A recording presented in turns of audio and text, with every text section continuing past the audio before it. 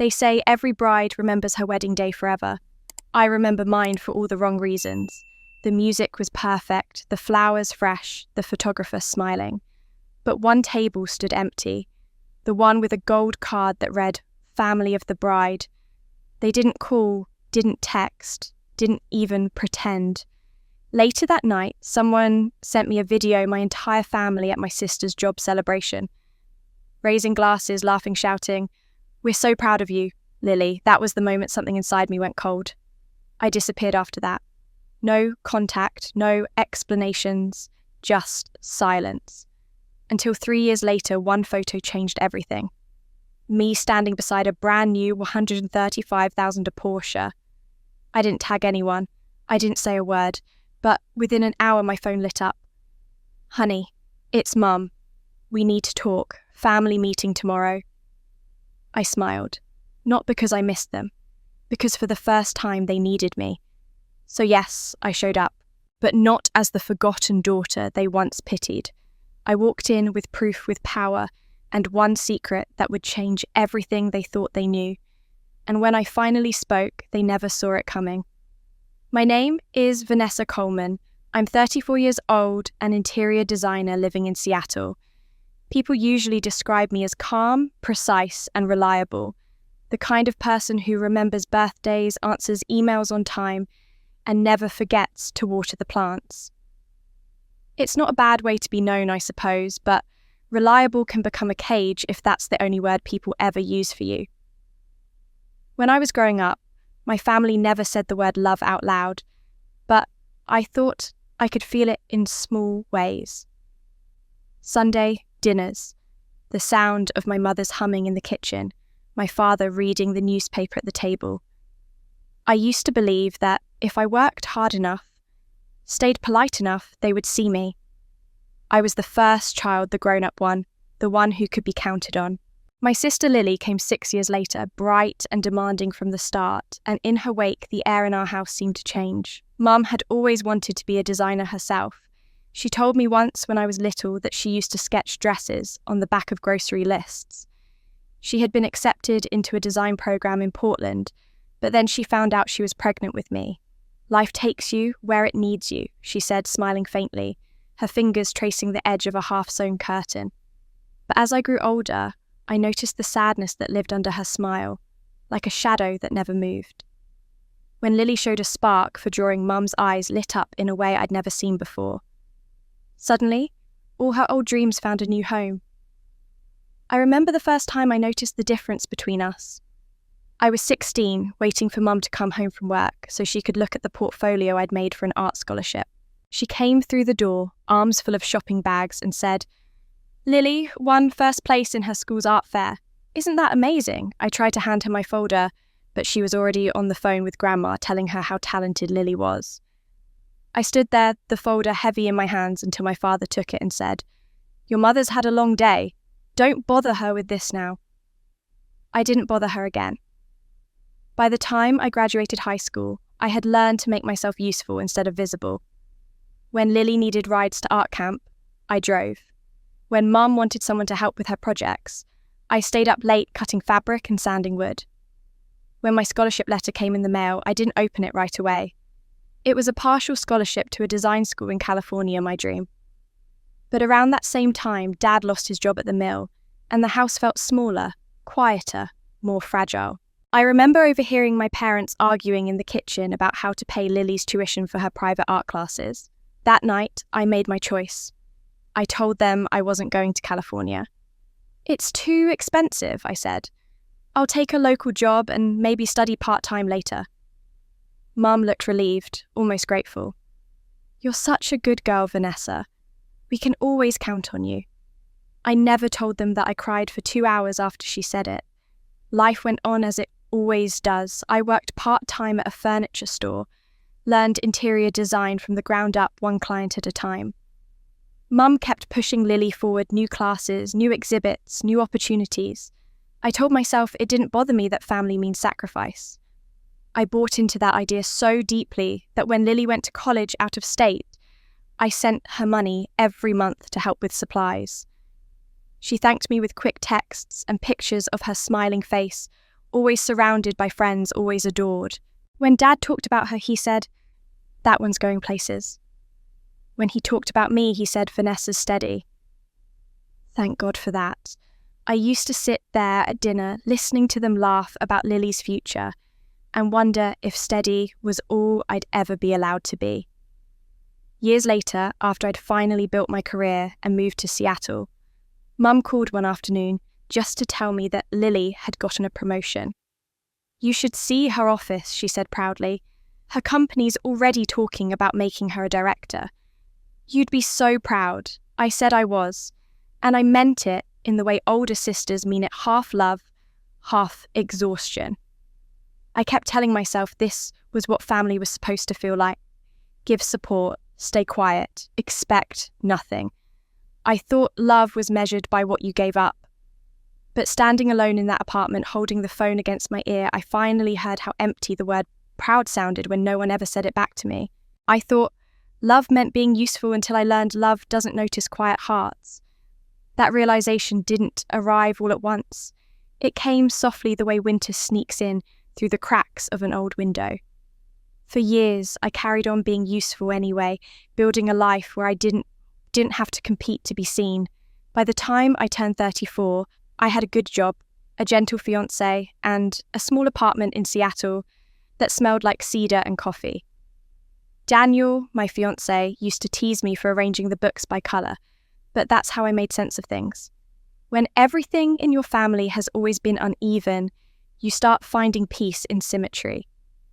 We met at a client's remodel project. He was the contractor. All calm hands and careful plans. It wasn't lightning or music, but something steadier, reliable. He listened when I spoke, not just with patience, but with genuine curiosity, as if my words were something worth waiting for. When he proposed, he didn't kneel dramatically or make a spectacle of it. He just held my hands and said, "I want to make sure you're never invisible again." That sentence broke something open in me. I said yes through tears I didn't expect to shed.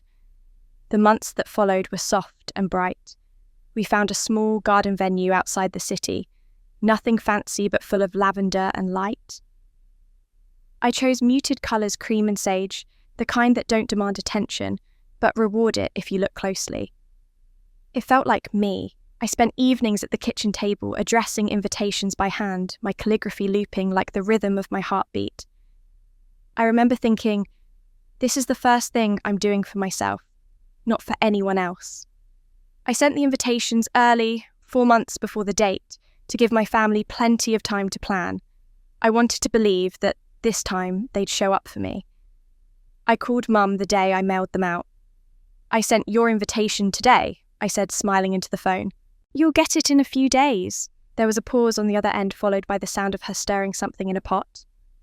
"Oh, that's lovely, dear," she said. "When is it again? September 18th, I replied. "A Saturday." Another pause, then a sigh. "Oh," she said softly, "I think that might be close to Lily's promotion party." The warmth drained from my chest. Her promotion party. "Yes, sweetheart," she said quickly, her voice brightening in that forced way people use when they're trying to skip past something awkward. "You know, she's been working so hard. They're planning something special at her company. I think she said the same weekend." I laughed a little because the alternative was crying. "Well, we can always move ours a week earlier," I offered. "That's not a problem." "Oh no, honey," she said, almost startled by my suggestion. "You don't need to do that. It's already set. You'll understand." That last part, "you'll understand," landed like a weight. It was the same tone she used when I was younger, when Lily got new art supplies while I was told mine were still good enough. The same tone she used when she told me I didn't need a graduation gift, because you're practical, not sentimental. "You'll understand" had always meant don't argue. After that call, I sat at the table, staring at the stack of leftover envelopes. I could have called back. I could have said, "No, Mum, this is important to me." But something inside me folded instead, the way it always had. That night, Daniel found me quietly wiping the ink smudges off my fingers. "You okay?" he asked. I nodded. "Just wedding stuff," I said, forcing a smile. He looked at me for a moment longer, then said, "If they come, great. If they don't, it's still your day." I wanted to believe him. Weeks passed. The RSVPs began to come in, friends from college, clients, neighbours, but not a single one from my family. I checked the mail every morning, holding my breath, then exhaling disappointment. One afternoon I called home. Mum answered on the third ring. "Hey, Mum," I said lightly, just checking if you got the invitation. "Oh, yes, we did," she said. "It's lovely, such elegant handwriting. You've always had an eye for detail." "Thank you," I said, waiting for her to say something more. She didn't. I cleared my throat. "I didn't see your RSVP card come back, so I just wanted to confirm if you—" "Oh, sweetheart, we haven't decided yet," she interrupted gently. "It depends on Lily's schedule. She's been so busy with work. Her company might fly her out that weekend." "I see," I said softly. "She's under a lot of pressure, Vanessa. You know how these things are," she added. "Maybe you could be flexible. If we can't make the ceremony, we'll celebrate later, just the family." Something inside me wilted at those words, "if we can't make it." It wasn't anger I felt, not at first, but a slow, familiar ache. The same ache I'd carried all my life, wrapped in politeness. "Sure, Mum," I said, my voice too calm. "We'll figure it out." After we hung up, I sat in the quiet. The apartment clock ticked like a metronome, marking every second of my composure. Daniel came home later and asked how things were going with my family. I told him the truth in the smallest possible way. "They're undecided." He frowned. "About their daughter's wedding." I shrugged. "They're busy." He started to speak, then stopped, seeing something in my face that told him not to push. In the days that followed, I tried to distract myself with wedding tasks, florists, music, playlists, seating charts, but every empty chair on that chart looked like an unanswered call. I thought about reaching out to Lily directly. She and I hadn't talked much lately. Our conversations had turned into text messages about birthdays and brief congratulations. Still, I sent her a message. "Hey, just checking if you and Mum got the invitations. Would love to see you there." She replied 3 hours later. "Got them. Things are a little crazy right now, but I'll let you know." "Okay," I typed. "Sure, no rush," and hit send, though. What I really wanted to ask was, when did I stop being part of your life? 2 more weeks passed. No calls, no confirmations. The venue coordinator emailed to finalise the guest count. I stared at the family of the bride line on the spreadsheet, the row still blank. I told her to leave it empty for now. That evening I went for a walk by the water. Seattle's skyline shimmered across the bay and the air smelled like salt and rain. I tried to tell myself that it didn't matter that people build new families all the time. But it did matter. It mattered because I had spent 30 years trying to earn a seat at a table that had always been full, just not for me. When I got home, the answering machine light was blinking. My heart jumped, foolishly hopeful. I pressed play. Mum's voice filled the room. "Hi, honey. Just checking in. We're still sorting out the dates. Lily's company might have that event the same weekend, so we'll see how things go. We love you." The message ended with the sound of laughter in the background, hers and Lily's together. I stood there, hand frozen over the machine, listening to the silence that followed. The laughter faded, leaving only the hum of the refrigerator and the faint ringing in my ears. It wasn't just disappointment. It was recognition.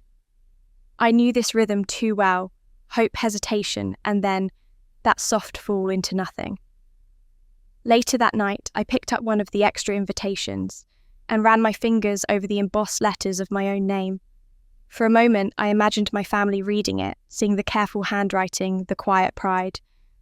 I imagined them setting it aside, distracted, already talking about Lily's new title, her upcoming party, her bright future. I placed the invitation back on the table and turned off the light. In the darkness, I whispered it out loud just to hear the truth of it.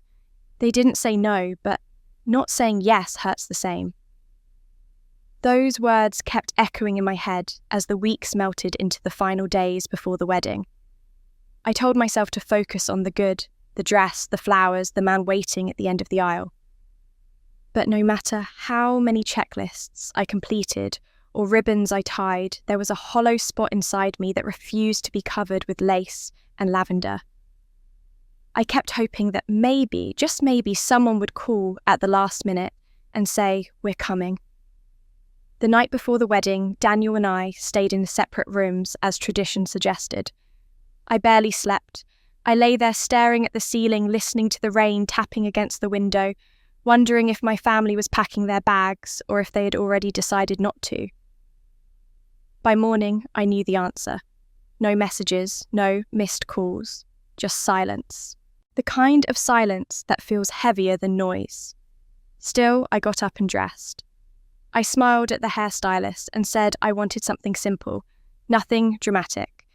The makeup artist told me I had beautiful eyes, but even she couldn't hide the faint redness around them.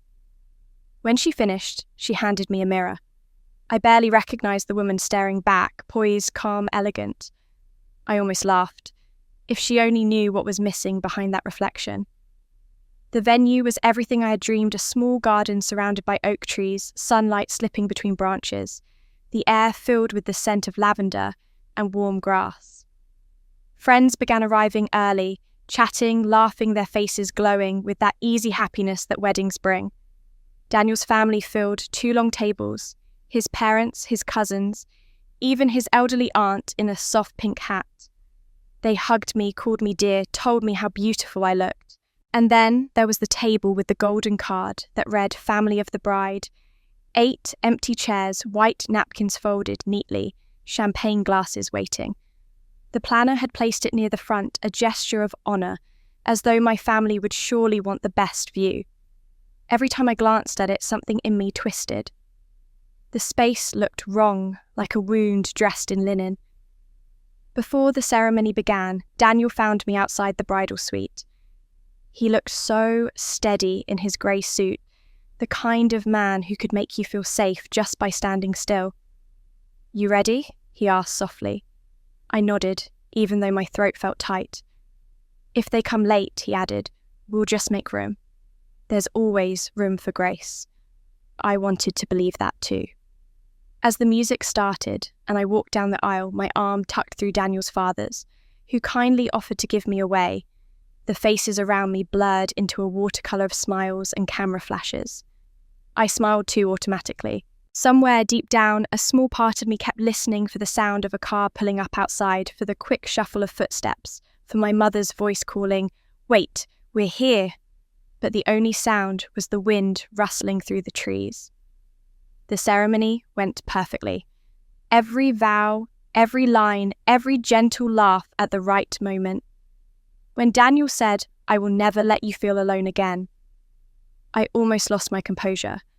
Not because of the words themselves, but because I realised how much of my life had been built around waiting for someone to promise that.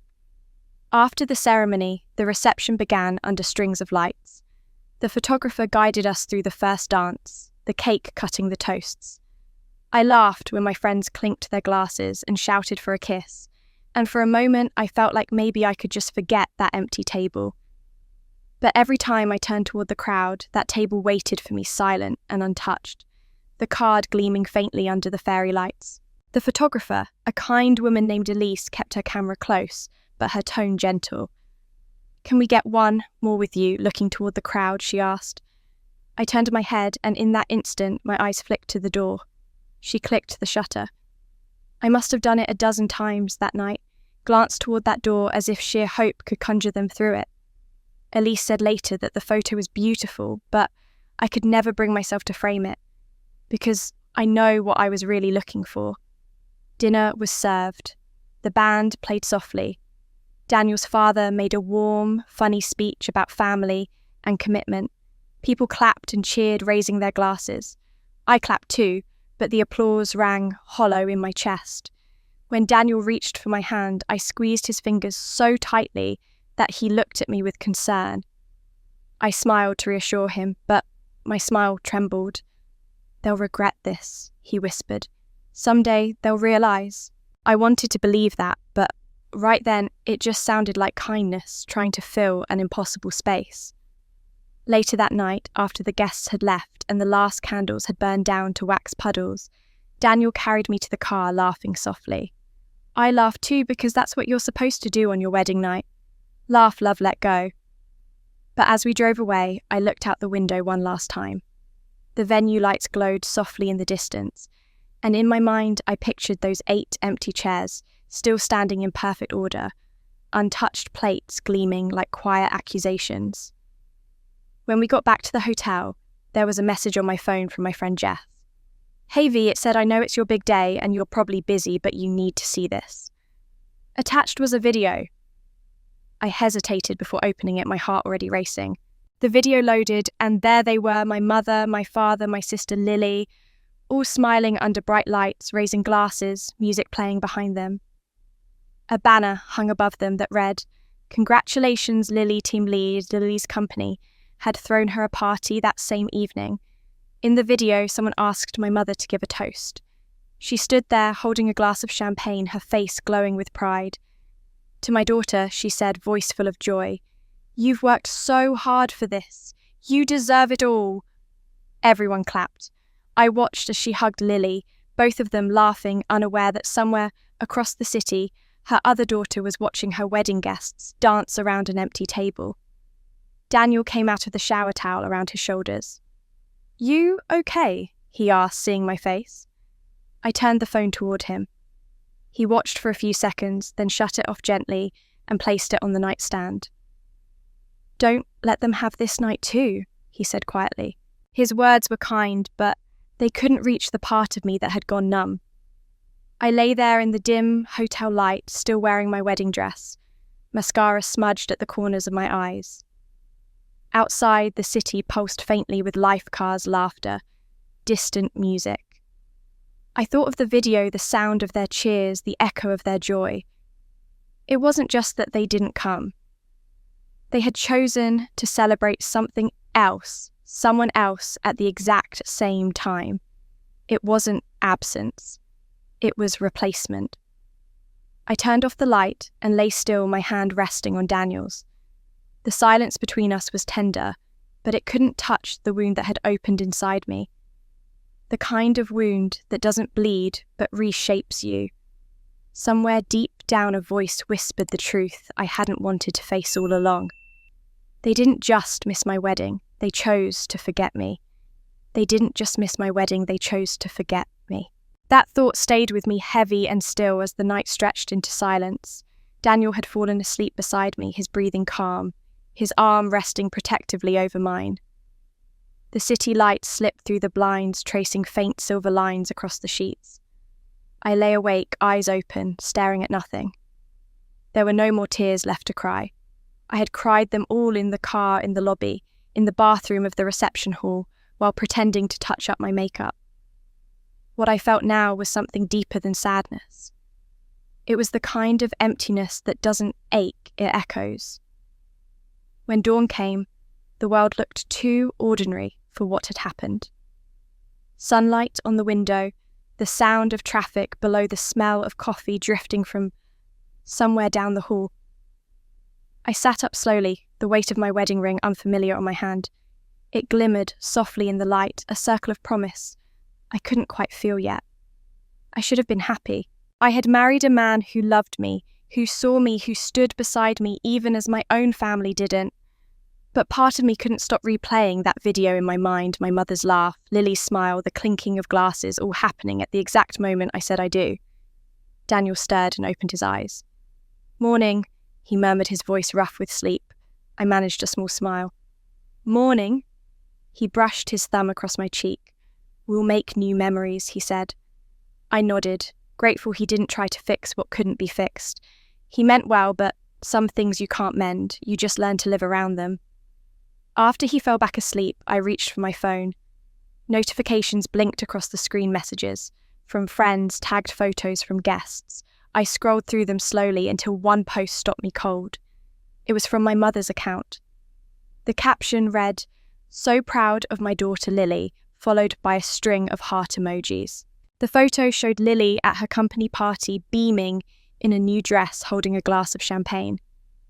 Around her neck was a silver necklace, delicate, simple, catching the light in just the right way. My chest tightened as I stared at it. I knew that necklace, not that specific one, but the kind it was the one I had once wanted more than anything. I could still remember the day as if it had happened yesterday. I was 15, maybe 16. We were walking through the mall, just the two of us, something that didn't happen often. Mum had promised we could do something special, and I had been excited, hoping it meant a little time together without Lily. We stopped at a jewellery kiosk where a tray of silver necklaces sparkled under the lights. I pointed to one with a small heart pendant and said, "It's pretty, isn't it?" Mum smiled faintly. "It is."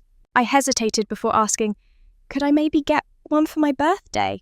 She looked at me with that half-laughing, half-weary expression she often had. "Sweetheart, you're strong. You don't need charms to make you feel special." She said it kindly, like it was a compliment, but it landed differently. I nodded, pretending to agree. Later, I watched her buy a similar necklace for Lily on a random Tuesday, just because she did so well on her test. That memory had faded over time, but seeing that photo brought it back in perfect clarity, the soft hum of mall music, the smell of cinnamon pretzels, the moment I learned that strength meant doing without. I closed my phone and placed it face down on the table. The ring on my finger felt heavier than before. I walked to the mirror across the room and looked at myself. My makeup had smudged slightly overnight. The curl in my hair had fallen and my eyes looked older somehow. Still, I couldn't look away. It struck me then how bare my neck looked. No necklace, no family heirloom, no sentimental token passed down with love. My mother had told me once that jewellery should mark important moments, engagements, graduations, births, but the milestones in my life had been marked with silence. Even my wedding day had passed without a single call from her. I thought about Lily wearing that silver necklace, like a medal shining beneath the lights of her celebration. My own neck felt like proof of what I'd never been given. I lifted my hand to touch my collarbone, imagining the cool weight of silver that wasn't there. The mirror reflected a woman in a wedding dress standing alone in a hotel room, surrounded by the faint evidence of a celebration that should have been whole. I tried to see myself the way others might, a bride, a wife, a success story, but all I could see was the empty space where love should have hung. For a moment, I felt the urge to cry again, to crumble under the familiar ache of being left behind. But then, something shifted. Maybe it was exhaustion, or maybe it was the first spark of something fiercer. I straightened my shoulders and studied my reflection more closely. My eyes were tired, but they were clear. My mouth trembled, but it held a shape that could almost be mistaken for resolve. Beneath the surface of hurt, there was something steadier, a pulse of quiet strength I hadn't recognized before. Daniel stirred again, calling my name softly, but I didn't turn right away. I wanted to memorize that image in the mirror, not the dress or the ring or the hair pinned just so, but the woman who had survived the moment when her family chose not to come. She wasn't glamorous or glowing or picture perfect, but she was still standing. She was still here. I thought about the years I had spent chasing approval, trying to be helpful, dependable, kind. I had thought that if I gave enough, they would finally give something back. But standing there barefoot on the hotel carpet, I realized that the love I'd been waiting for wasn't coming. And maybe it never had been meant to. I reached for my ring and slid it off for a moment, holding it in my palm. It was beautiful, simple and solid, the kind of ring that lasts. I wasn't taking it off out of regret or doubt, but because I needed to see my hand without it just for a moment. To remind myself that I existed before this, that I would still exist if everything else fell away. The skin beneath it was pale, untouched by the sun, like a secret I kept even from myself. When I looked back up, the mirror caught the light in such a way that for a second it almost seemed to glint like silver at my throat. Not real, not metal, but something else, resilience maybe, or the thin edge of self-worth, finally beginning to take shape. I smiled then, a small, tired smile, the kind that doesn't need witnesses. I slipped the ring back on, letting it settle into place. Behind me, Daniel stirred again, half awake, murmuring something I couldn't make out. The world would keep moving, work routines, holidays, anniversaries, but somewhere deep inside, something had shifted. I wasn't going to keep reaching out just to be left holding air. I took one last look in the mirror before turning off the light. The woman staring back wasn't who I'd been yesterday. She was quieter, yes, but also sharper, clearer, as if the edges of her heart had finally been defined by what it had survived. I touched my bare neck once more, not in longing this time, but in acknowledgement. That night I promised myself someday they would see me. I didn't know what that meant, only that I was done trying to earn love from people who had already decided how much I deserved. In the quiet weeks after my wedding, I kept that promise folded inside me like a letter I wasn't ready to open. The hurt didn't vanish, but it stopped bleeding. Daniel and I settled into our apartment near the Seattle waterfront, the kind of place where mornings smelled like rain and coffee. He gave me space to grieve the family I'd lost, even as he reminded me there was still life to build. 3 years have passed since then. My family's silence became so complete it almost sounded peaceful. No birthdays, no holidays, no word at all. But in that emptiness, I began to rebuild.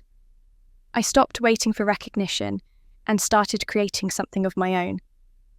It began as a shared dream at the kitchen table, sketches, coffee stains half-formed, plans that turned into something real. Daniel knew construction, I understood design. Together, we built VC Designs, though no one knew the initials stood for Vanessa Coleman. Daniel became the public face, confident, articulate, the kind of man who looked natural shaking hands and giving interviews. Clients assumed it was his company, and I let them. There was safety in being unseen. I preferred the quiet hum of creation to the noise of attention. Our first projects were small, a bakery, a nursery, a modest home renovation, but I poured my soul into them. Every colour, every curve of light was deliberate. I wanted my work to feel like comfort, to hold the kind of warmth I'd spent my life chasing. When clients said they felt at peace walking into a finished space, it felt like healing. Maybe this was my way of building love without needing permission for it. Within 2 years, we grew faster than we'd expected. Our designs gained a reputation for being ethical and human, no showy luxury, just balance and honesty. We paid fair wages, used local materials, and treated each project as personal. People said VC Designs had soul. That word lingered with me. I'd spent most of my life being told I was strong, not soulful. Maybe this was the difference. I was finally building something that carried both. We moved into a brick office downtown with wide windows and old timber beams. On the wall behind my desk, I hung a single framed letter from my father. It was short, only a few lines written when I was 18, right before I gave up my design scholarship so Lily could go to college. "You'll do what we never dared. I hope you forgive us for not teaching you how." When I was younger, those words had felt hollow, like a confession whispered too late. But now, reading them years later, I saw something else. Maybe he hadn't known how to say he believed in me, but he had said it in the only way he could. I kept that letter framed, not for comfort, but as a promise to myself that I would do what they never dared live without their approval. The business thrived. Magazines featured our work clients, praised our honesty, and our waiting list stretched months ahead. Still, people assumed Daniel was the genius behind it. At first, it didn't bother me. He always gave me credit in interviews, but the world only heard his name. When clients complimented his designs, I smiled and said thank you. It was easier that way. But sometimes, late at night, when the city lights flickered across our windows, I wondered why being invisible still felt like safety instead of loss. Once, after an especially glowing newspaper article titled, "Daniel Coleman, Seattle's Design Visionary," he showed me the clipping with a sheepish grin. "They got the company name right," he said, trying to lighten the moment. I laughed, but something inside me tightened. "Let them have their story," I told him. "We know the truth." He looked at me for a long moment. "You could let them see you, you know," he said quietly. "They'd be amazed." "Maybe," I said. "Or maybe I'm better at being the ghost in the room." It wasn't self-pity, it was survival. After years of being overlooked, you start mistaking invisibility for peace. Our biggest project came in the third year of children's library for a local nonprofit. It was small but meaningful. We spent months designing every detail, low shelves for small hands, skylights shaped to scatter warmth like sunlight in a forest.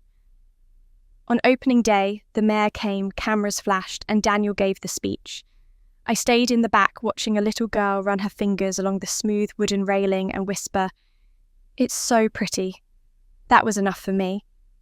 After the ceremony, Daniel found me standing near the entrance. "This is all you," he said. "Every bit of it." I smiled. "No. It's everyone who ever made me feel small. I just built a place where no one else will."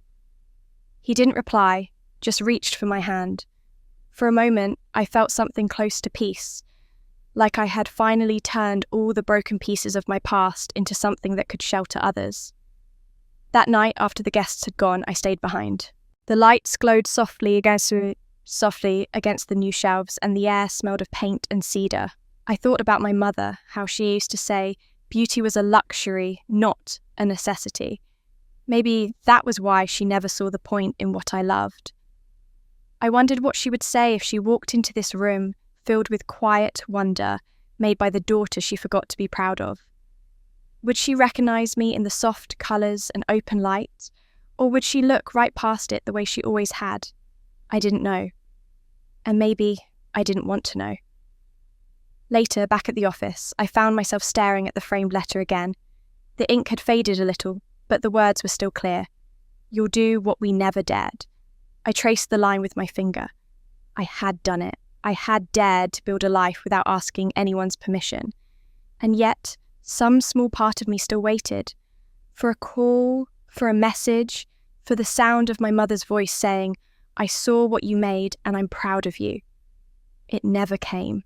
Once Daniel caught me scrolling through social media late at night, Lily's page full of parties, new job titles, my parents smiling beside her. "Does it still hurt?" he asked. I hesitated. "Not like before. It's quieter now." He nodded. "Quiet can still cut." I closed my laptop. Maybe it's not a wound anymore. Maybe it's just where the light gets in. He smiled at that, but I wasn't sure if I believed it. Weeks later, one of our designs was featured on the front page of a lifestyle magazine. The cover headline read, "The company changing the heart of Seattle." They mentioned Daniel's name 3 times. Mine, not once. I laughed softly when I saw it, not from bitterness, but from the strange clarity that comes when you finally stop expecting fairness from the world. That evening, I turned off the office lights and stood in front of my father's letter one last time before heading home. The golden hour sun hit the frame, lighting the words, like a quiet benediction. Maybe I'd already been seen, just not by the people I'd wanted. Maybe recognition was never the point. But deep inside, a small voice still whispered that promise from 3 years ago. Someday they will see me. And for the first time, I wasn't sure if I wanted them to. I thought success would make them proud. I was wrong. It had been months since I'd even thought about my family. I'd stopped checking social media for glimpses of them, stopped wondering whether my mother still told people she had only one daughter worth mentioning. VC Designs had entered its 4th year, and everything in my life finally felt stable, busy, yes, but stable. We had more clients than we could take, employees who believed in us, and a waiting list that stretched into the next spring. For the first time, I felt that quiet satisfaction that comes from building something with your own hands. Then one Friday evening, I made a mistake. Or at least, that's how it started. Daniel and I had just bought a car, a silver Porsche 911. It wasn't about showing off. It was a reward to ourselves after years of hard work and saving. I took a photo of it parked in front of our office sunlight, reflecting off the hood like liquid glass. I posted it on my personal Instagram with a simple caption, "Work hard, stay kind, build quietly." I didn't expect anyone to notice. I had fewer than 200 followers, mostly clients, colleagues, and friends. But within hours, the post exploded. People I hadn't spoken to in years left comments. Old classmates messaged congratulations. It was surreal. I turned my phone off, half amused, half uncomfortable. The next morning, the phone rang. I was pouring coffee in the kitchen when I saw the caller ID. The name on the screen froze me in place. Mum. For a moment, I just stared at it, my heart thudding against my ribs. I hadn't seen that name appear on my phone in over 3 years. Daniel walked in, rubbing his hair dry with a towel. "You okay?" he asked. I held up the phone. "It's her." He hesitated. "You don't have to answer." I wanted to listen to him, I really did. But something deep in my chest, curiosity, longing, maybe both pushed me to swipe the screen. "Hi, Mum," I said, my voice steadier than I felt. There was a pause, a familiar intake of breath, then her voice soft, almost sweet. "Vanessa. Oh, honey, it's so good to hear your voice." For a moment, I couldn't respond. The sound of her calling me honey again was like hearing a song I'd forgotten I loved. "Hi," I said again, because I didn't know what else to say. She hesitated. "Your dad isn't well," she said finally. "He's been having some health issues. Nothing too serious, we hope, but it's been hard." My chest tightened. "What kind of issues?" She sighed. "His blood pressure mostly. He's just not as strong as he used to be." Then, after a pause that stretched too long, she added, "We'd love to see you." There it was, the invitation I'd once dreamed of and then stopped believing would ever come. I gripped the edge of the counter. "You'd love to see me, of course," she said quickly, her voice lighter now. "It's been far too long. Your father misses you, and I do too." Her tone was gentle, but underneath it there was something else. Something that didn't quite ring true. My stomach turned slightly.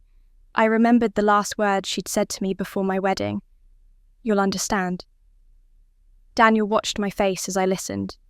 When I hung up, he asked softly, "What did she want?" I set the phone down and stared at the countertop. "They want me to come home. She says Dad's sick."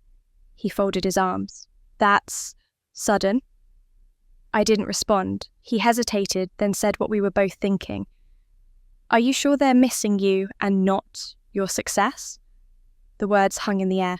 I wanted to be angry at him for saying it, but I wasn't, because the same question had already echoed in my mind the moment I heard her voice. "I don't know," I said finally, "but I need to find out." He frowned.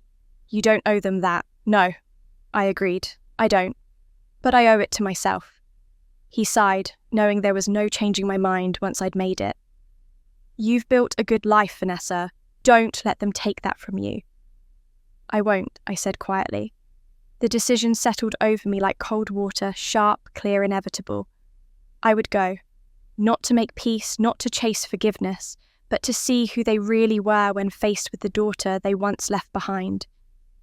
Later that evening, after Daniel went to bed, I sat at my vanity staring at the reflection in the mirror. The woman looking back at me wasn't the same girl who had once waited by the mailbox for birthday cards that never came.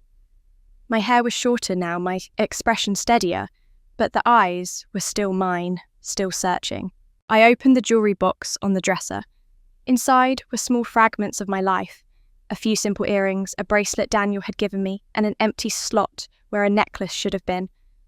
That space had been there for years, a silent reminder of the one thing my mother had once denied me. I traced the velvet lining with my fingertip, remembering her words, "You're strong. You don't need charms." Maybe she was right. Maybe I never did. But as I sat there in the quiet, the absence of that necklace felt heavier than the gold it might have been made from. I thought about my father, the man who had written that letter, who had seen something in me once, even if he never said it out loud. Was he really sick? Or was this another performance, another family moment, staged around Lily's convenience I didn't know? But I needed to look him in the eye and find out for myself. The next morning, I told Daniel I was leaving for a few days. He didn't argue, just walked over and held me close. "Whatever happens," he said, "you don't have to prove anything." "I know," I whispered, but deep down I wasn't sure I believed it. I packed lightly just enough clothes for a weekend and my work tablet in case I needed a distraction. Before I zipped the suitcase, I looked around our apartment, the framed design sketches on the walls, the warm light spilling across the kitchen table. It was a home built from love and effort, every piece chosen carefully. A home that asked for nothing I couldn't give. As I grabbed my keys, my phone buzzed again. A message from Mum. Can't wait to see you. Lily will be there too. Lily. Of course she would be. I stared at the message for a long time before locking the screen. Outside, the morning light was soft, almost forgiving. I slid into the Porsche, the engine humming beneath me, and for the first time since the wedding, I was driving toward them, not as the daughter who had been forgotten, but as the woman they'd chosen to ignore.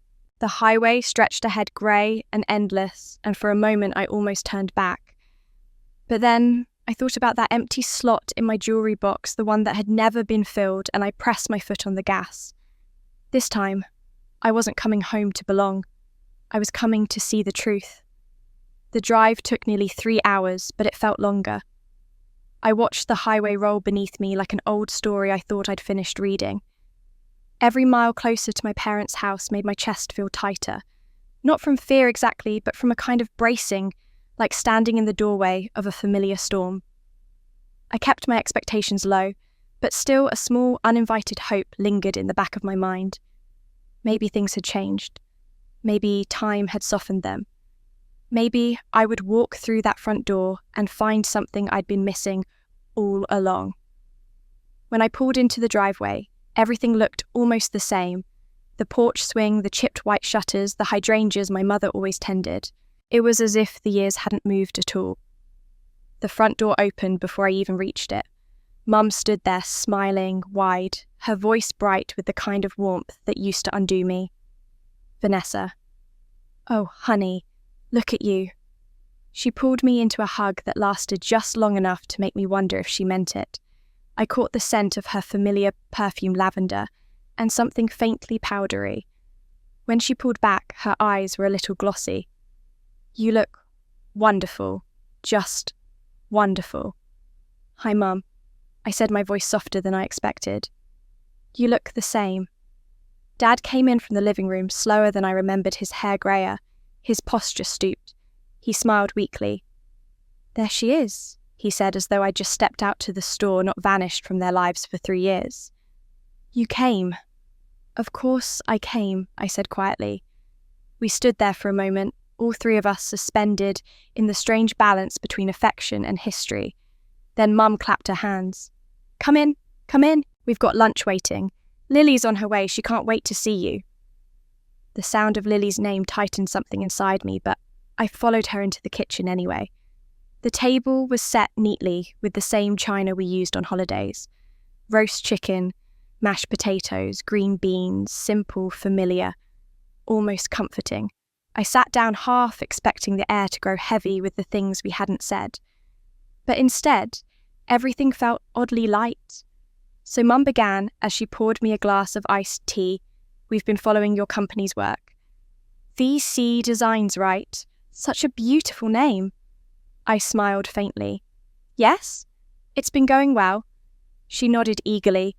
I saw those photos online. The children's library. Oh, it looked magical. You've always had such an eye for detail. Your father and I were just saying we're so proud of what you've built. The words landed softly but awkwardly like a bird unsure of where to perch. Proud. It was the word I'd waited to hear for most of my life, and yet it didn't feel like I'd imagined. I studied her face as she said it, her smile too bright, too polished, and wondered if it was pride I heard or performance. Before I could answer, the front door burst open.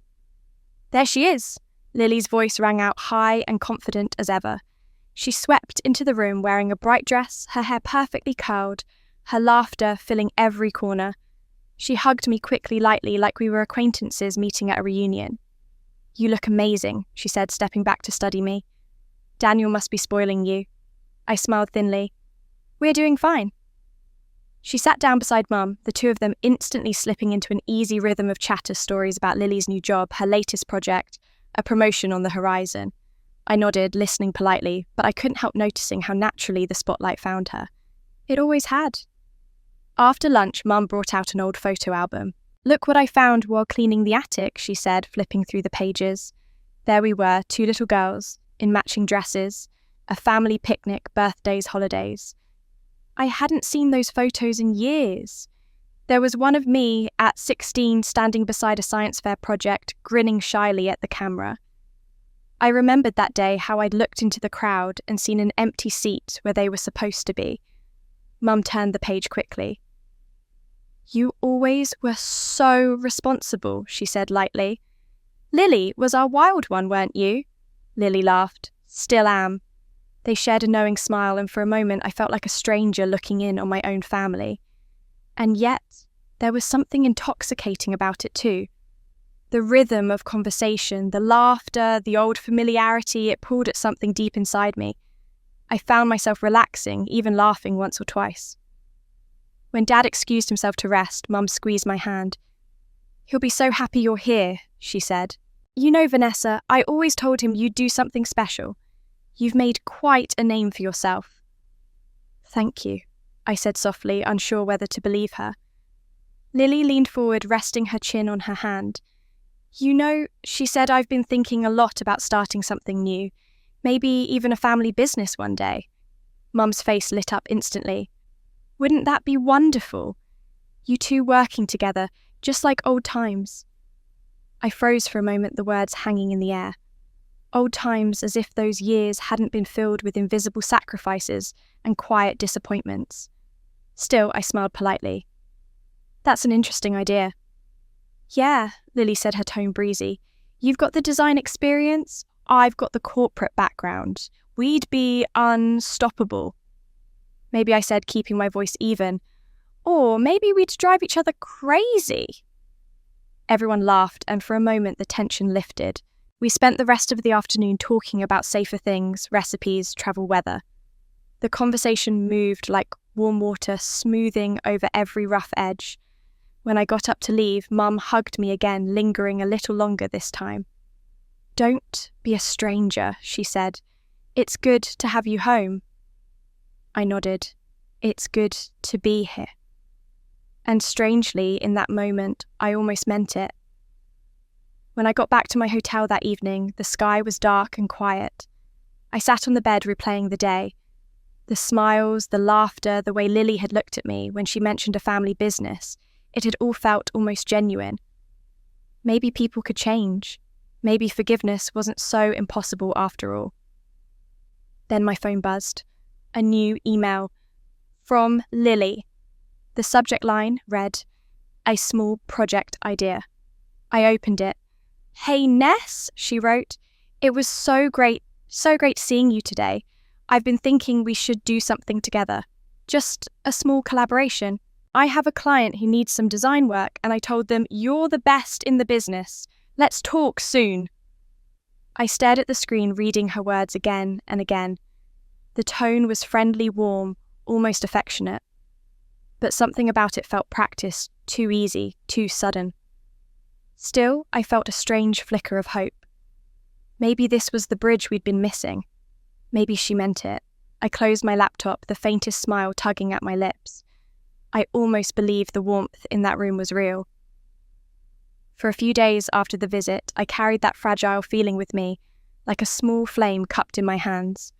Mum's laughter, Dad's gentle smile, Lily's friendly tone, it all replayed in my mind as if maybe, just maybe, we had turned a corner.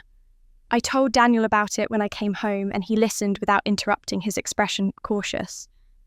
"I'm glad it went well," he said finally. "Just don't let them rewrite history in your head." I told him I wouldn't, but the truth was part of me wanted to believe that this time was different, that the cold distance between us had thawed for good. A few mornings later, I was in the office, early coffee steaming beside me, catching up on emails before the day started. The quiet hum of our studio always settled me. It was the sound of normalcy, of progress, of peace. My inbox was full, vendor invoices, new client inquiries, a few design drafts awaiting approval. I was halfway through replying to one when the phone rang. The number on the caller ID was unfamiliar, a corporate line from downtown Seattle. I answered it automatically. VC Designs, this is Vanessa. A polished male voice came through. Good morning, Ms. Coleman. This is Michael Reynolds from Hawthorne Properties. I just wanted to confirm we're all set to begin next week on the signature job. For a moment, I thought I'd misheard him. I'm sorry, what project did you say the signature job? He repeated. The mixed-use redevelopment on Pine Street. Your firm signed the contract 2 weeks ago. We just wanted to touch base on materials before we transfer the second payment. I sat completely still, my pen frozen above the notepad. Could you repeat that? When did you say the contract was signed? 2 weeks ago, he said cheerfully. Signed by you, personally. We have your signature on file. I can forward the document if you like. A strange buzzing filled my ears. Yes, I managed. Please, send that to my email. Of course. Always a pleasure working with professionals like you, he said, and then the line went dead. I lowered the phone slowly, my pulse quickening. 2 weeks ago, I had been at my parents' house. I hadn't signed anything. There had been no meetings, no discussions, no new contracts approved. The air in the office suddenly felt too warm, too heavy. Within minutes, the email arrived. I opened it. The contract was polished professional, complete with VC Designs letterhead and my digital signature at the bottom, slanted just slightly to the right, exactly how I signed every document. But I knew instantly it wasn't mine. My signature might have been replicated, but the approval number was off by 2 digits. It was subtle, something only I would notice. I scrolled through the document again, slower this time. And then my stomach dropped. Under project leads, the name listed was not Daniel's, not mine. It read Lily Coleman. For a moment, the letters blurred on the screen. I leaned back, trying to make sense of what I was seeing. Maybe it was a coincidence. Maybe it was another Lily. Maybe... My phone buzzed again, an email from our accounting department, just confirming receipt of the advance payment for the Pine Street project. $50,000.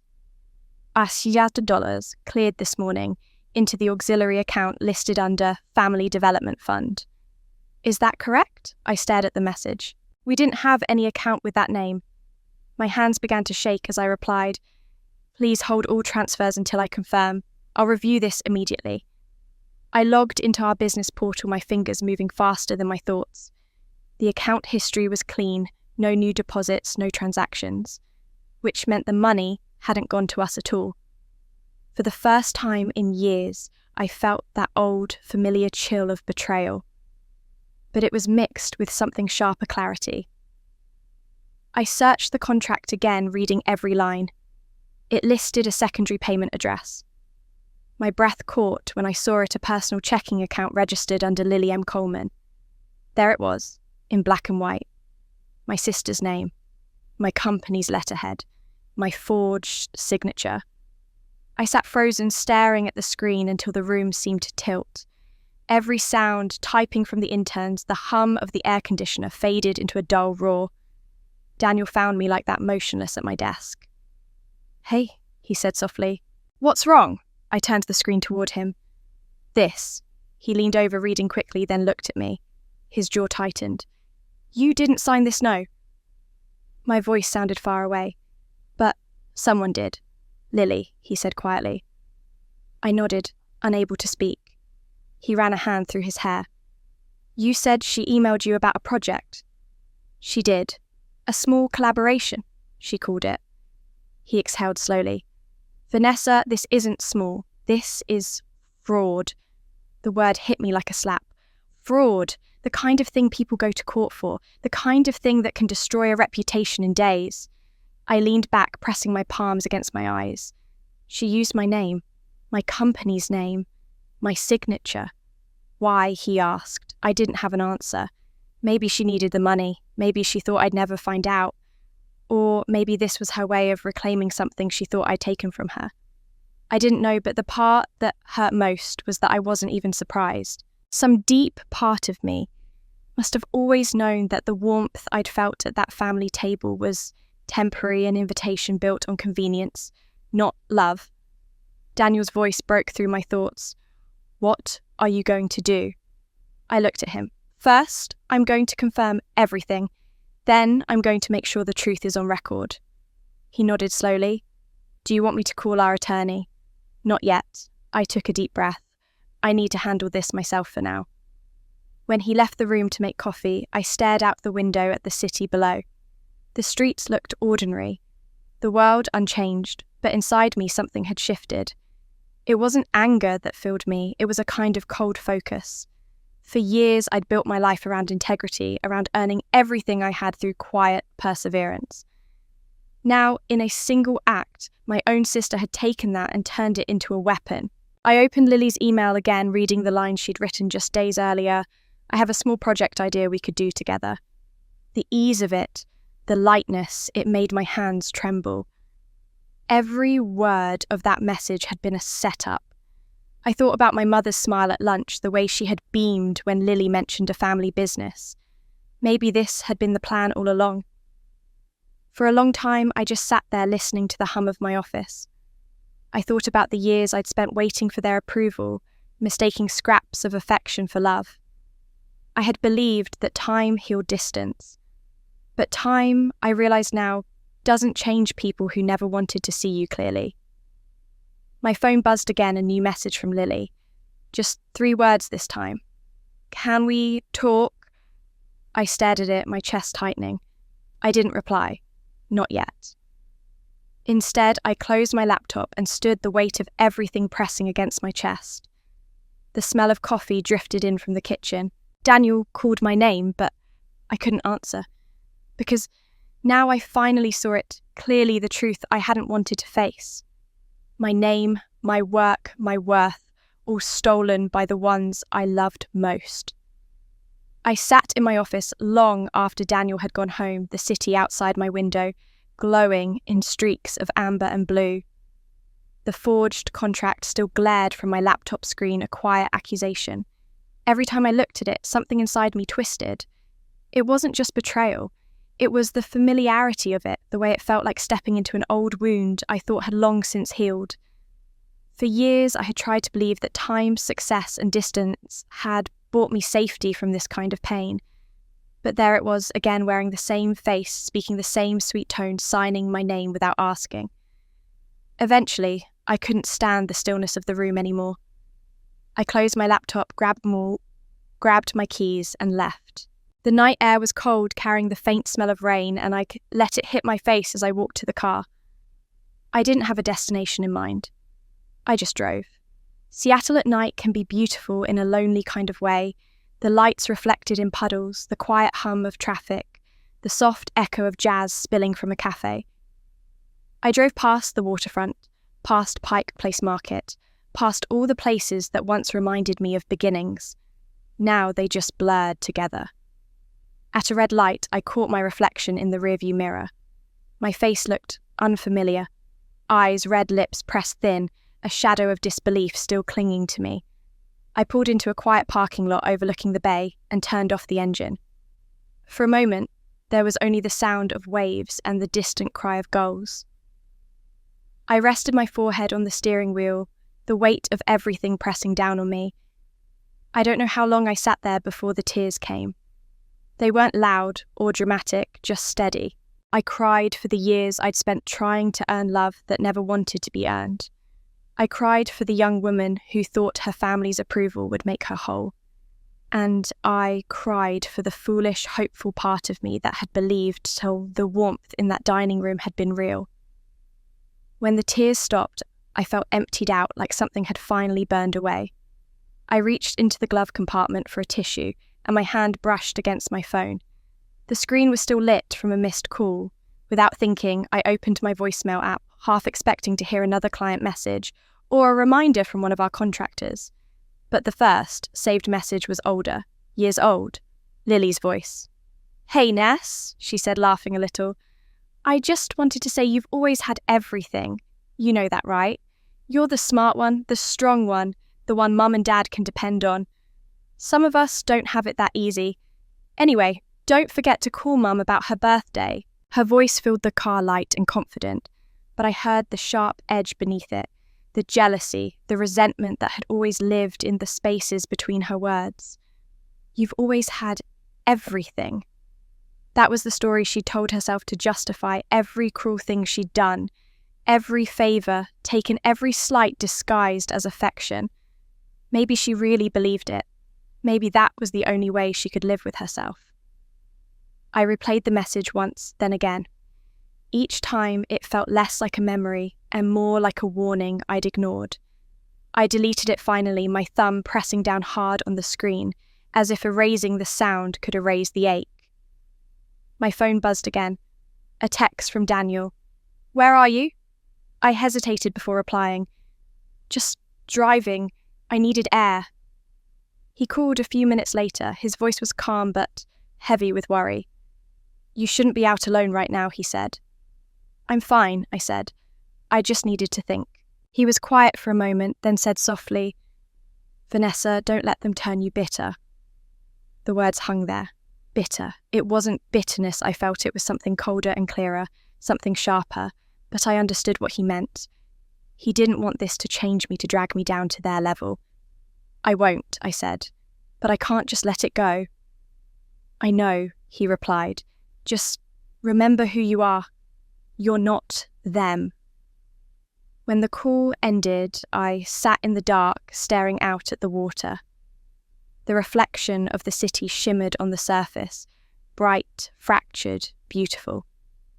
I thought about all the years I'd spent building something honest, something real, while they built stories and excuses. I'd given them every chance to be part of my life again, and they turned it into a transaction. After a while, I started the car and drove home. The apartment was quiet when I walked in.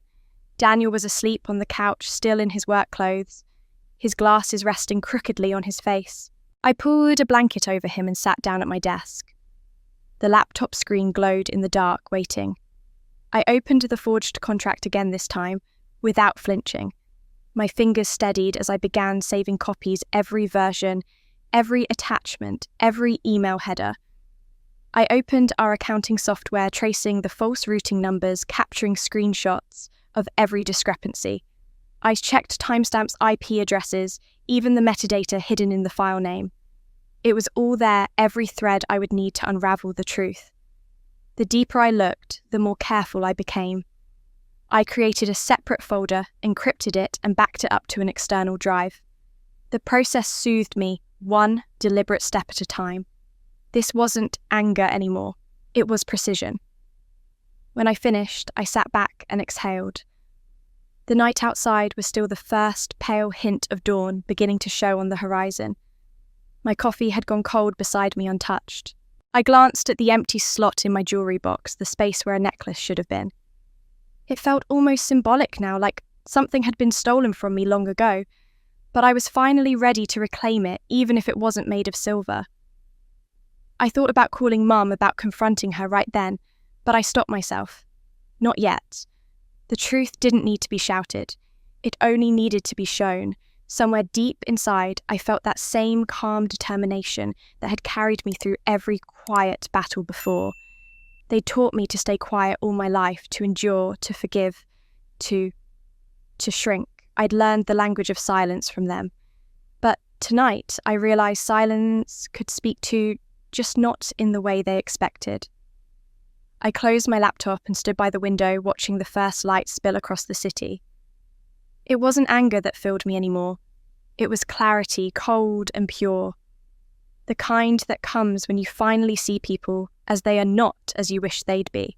My heart still hurt, but my hands were steady. They taught me to stay quiet. Tonight, I'll let silence speak for me. In the days that followed, my mind worked with a precision that surprised even me. I didn't rage or panic. I planned. Every morning, I woke up before dawn, reviewed files, and tightened the pieces of my evidence into a story that no one could twist. I wasn't driven by revenge anymore. It was something steadier, cleaner. I wanted truth not for their punishment, but for my peace. By the end of the week, I had decided exactly how it would happen. Not a confrontation in anger, not an argument behind closed doors, but a dinner, public, polite, impossible to escape. I sent the invitations out myself. The message was simple: family dinner. Let's start over. Within an hour, Mum replied with a heart emoji. Lily followed a few minutes later. So glad you're ready to move forward. You'll be proud of what I'm working on. Her tone was confident, even triumphant. I could almost see her smiling through the words. I forwarded a few more invitations to her close circle friends, colleagues, people she often bragged to. I wanted them there. I wanted witnesses. Daniel watched me quietly as I set the table that evening. You sure you want to do this? He asked. Yes, I said, arranging the silverware. They've built their stories on my silence. It's time they hear the truth in my voice and see what silence can really do. He didn't argue.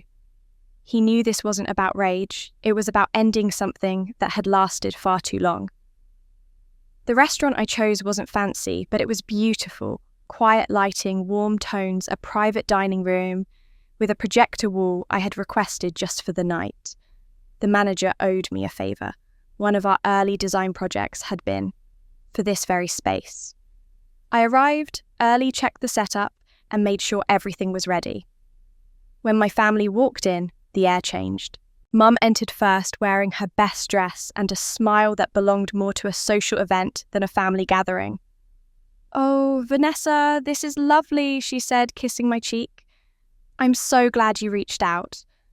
Me too, I replied, and I meant it. Just not the way she thought. Lily swept in next, radiant, her friends following behind her like a small parade. She looked like she'd come straight from a photo shoot. Perfect hair, bright lipstick, effortless charm.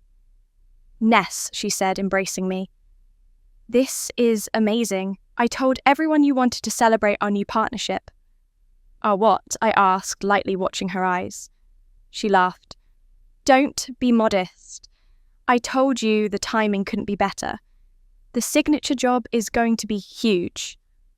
I smiled politely. Yes, I said softly. It already is. We took our seats. The waiter poured wine. Conversation flowed easily at first. Mum complimented the decor. Lily talked about her vision for the business. She said we'd start together. Her friends nodded along, dazzled. I let her talk, watching her build the story higher and higher. So, how's work been for you, Vanessa? One of her friends asked. Oh, busy, I said. You know how it is, contracts, clients, the usual. Lily jumped in quickly. She's being humble, she said, grinning. We've been collaborating on a big project together.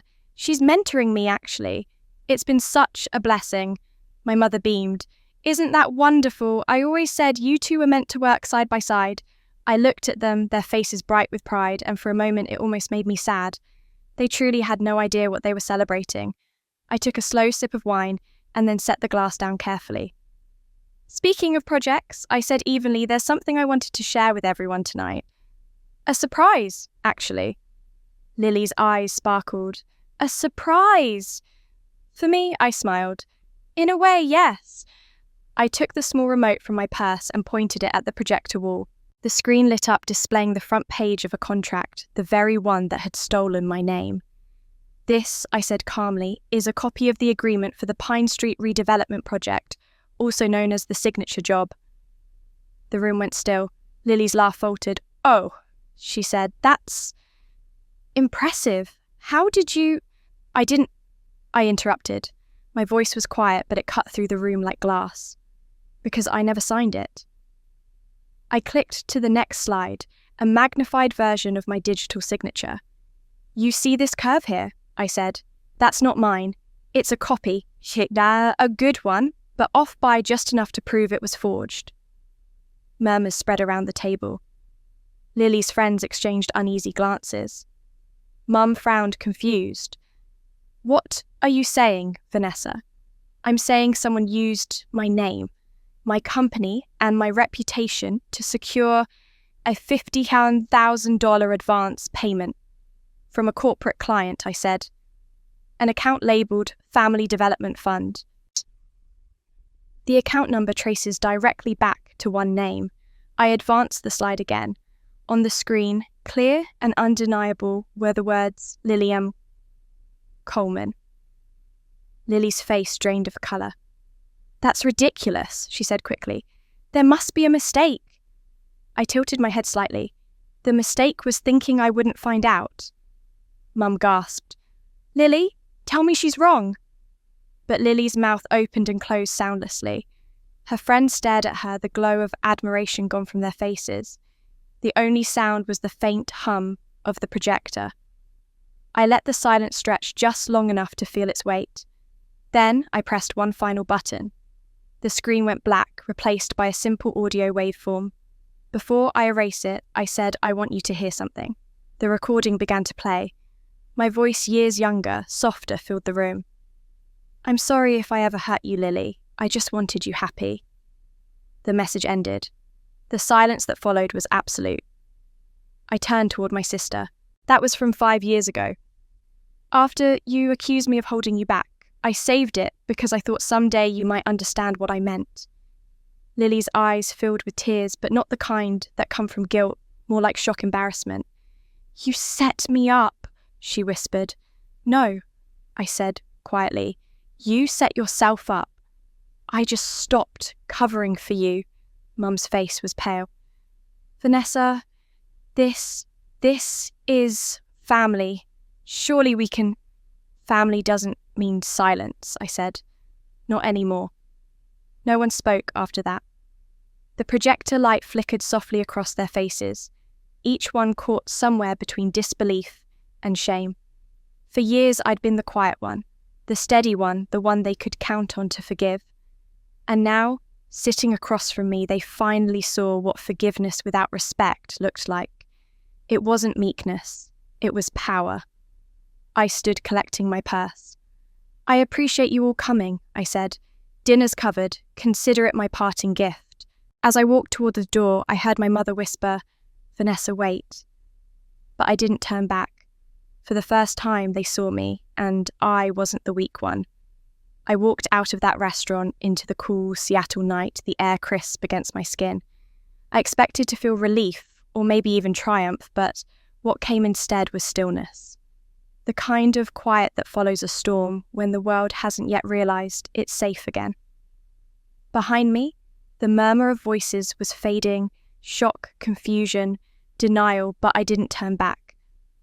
I had said all I needed to say. I hadn't raised my voice. I hadn't needed to. The truth had done all the speaking for me. Daniel was waiting in the car across the street. When I slid into the passenger seat, he reached for my hand without saying a word. His silence wasn't pity, it was understanding. He didn't ask how it went. He just drove, and I stared out the window as the city lights blurred into streaks of gold and silver. For years I had imagined what it would feel like to confront them, to finally force them to see me, to see the weight of everything they'd done. But the reality was quieter, sadder. Justice, it turned out, wasn't loud. It was heavy and slow, like the tide pulling away from shore. The next morning, the consequences began. It started with a phone call from Hawthorne Properties, the client whose money had been stolen. Their tone was clipped, professional, furious. "We've reviewed your files, Ms. Coleman," the man said.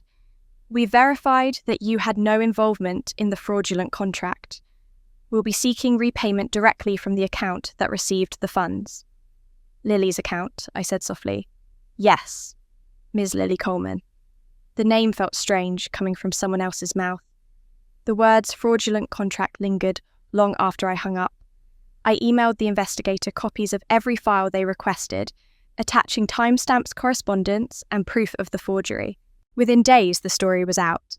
Quietly at first, an internal notice from the client's legal department, but by the end of the week, it spread through the industry. Lily Coleman had been dismissed from her firm pending investigation for misconduct. She called once. I didn't answer. Mum called next, her voice shaking. "Vanessa, you have to do something," she said. "This could ruin your sister's career." "Mum," I said evenly, "she ruined her own career." "You've always been stronger," she said desperately. "You can fix this. Just tell them you gave her permission. Say it was a misunderstanding. There was a long pause before I replied. It wasn't a misunderstanding, it was a choice. The silence on the other end of the line stretched until she hung up. By the end of that month, everything they had built on reputation and appearance began to crack. My mother's name stopped appearing in the local charity newsletters. Friends she'd known for decades stopped returning her calls. People who once attended her garden parties began to avoid her entirely. The word scandal spread like smoke. Then came the bank. I didn't know until later that my parents had taken out a second mortgage years earlier to help Lily start one of her business ventures, the one that never took off. The payments had been deferred quietly, extended through connections and family favours. But reputations are currency in small towns, and once that currency was gone, the grace period ended. The bank called in the debt. I heard about the foreclosure through a friend who worked in real estate. "The Coleman's place is going to auction," she said hesitantly, not realising the irony. "It's sad, really. That house has been in their family for 30 years. I didn't answer her right away. That house had been in my family too once. It was where I had learned to make myself small, to keep peace at any cost. It was where I'd watched my mother hang Lily's report cards on the fridge while mine stayed tucked in drawers.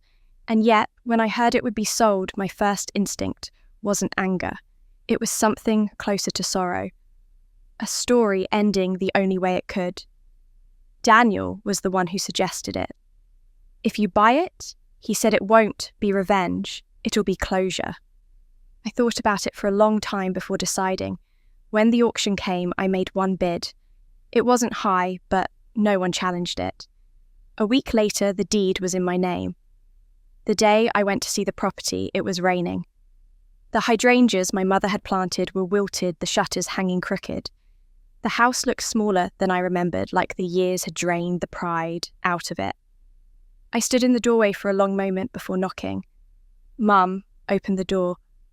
When she saw me, her face went pale. "Vanessa," she whispered. "Mum." Her eyes flicked over my clothes, my car parked at the curb, the papers in my hand. "Please, tell me you didn't—" "I did," I said quietly. "I own the house now." She pressed a trembling hand to her mouth.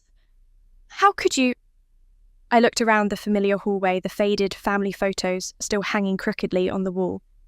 "The bank was going to sell it to someone else," I said. "At least this way it stays in the family. For now." Lily appeared behind her, her face drawn, her hair unkempt for the first time I could remember. She looked at me like a stranger. "You're here to gloat," she said. "No," I said softly. "I'm here to give you time." I handed Mum the envelope with the notice of ownership. "You can stay here for 1 month. After that, the new owners will be moving in." Mum's lips trembled. "New owners?" I met her eyes. "Daniel and I. We're going to renovate it and turn it into a community space. Something useful. Something honest." Lily's voice cracked. "You're taking everything from us." I felt a strange calm settle over me. "No," I said. "I'm just not giving anymore." There was nothing left to say after that. I turned to leave, the rain hitting the porch roof in soft rhythm. Mum reached out, once her fingers brushing my sleeve. "Vanessa, please," I stopped but didn't turn around. "I spent most of my life trying to make you proud," I said. "Now I'm just trying to make peace." When I walked back to the car, the sky was clearing. Daniel was waiting, his expression unreadable, as I climbed in. "How did it go?" he asked.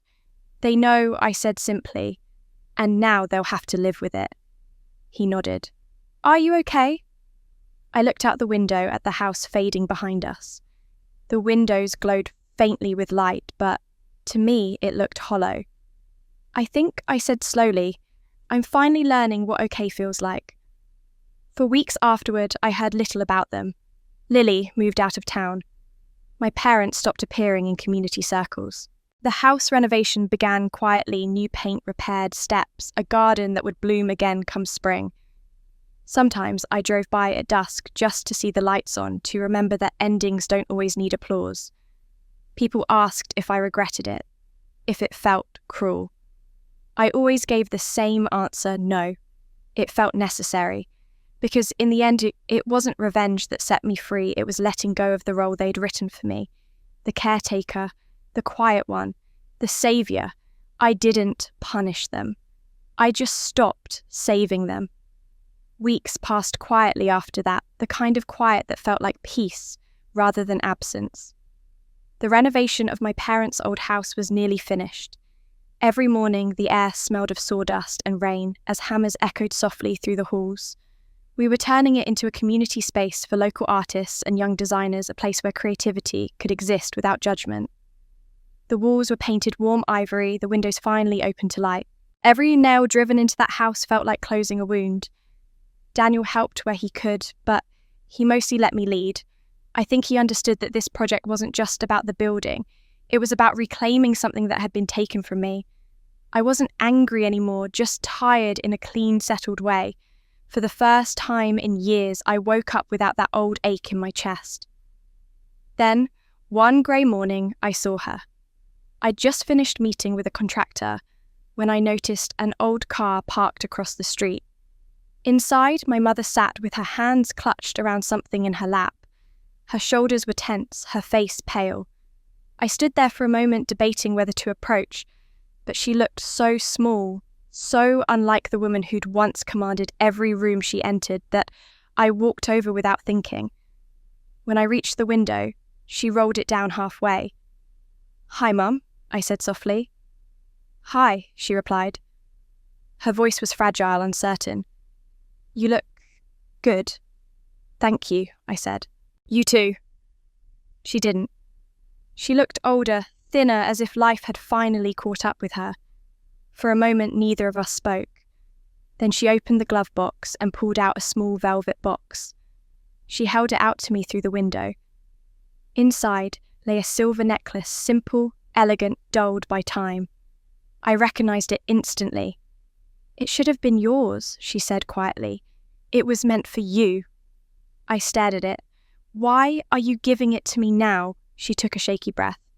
"Because I can't pretend anymore. I loved you, Vanessa, but I loved you the wrong way." Her words cut through me, not like a knife, but like light finding a crack.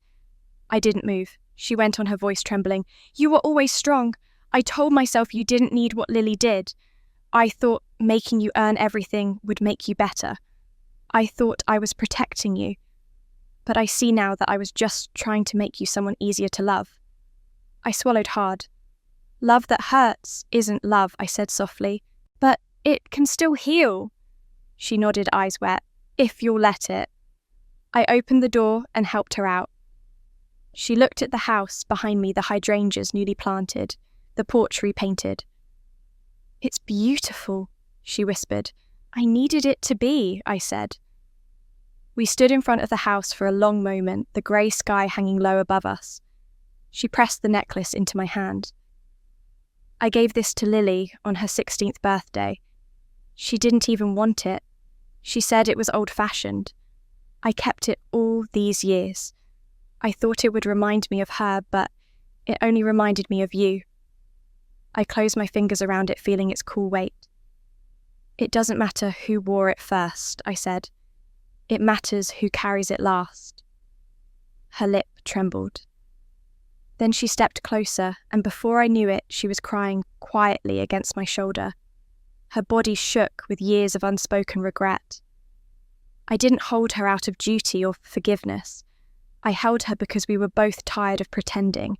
"I'm sorry," she whispered, "for everything I said, for what I didn't say."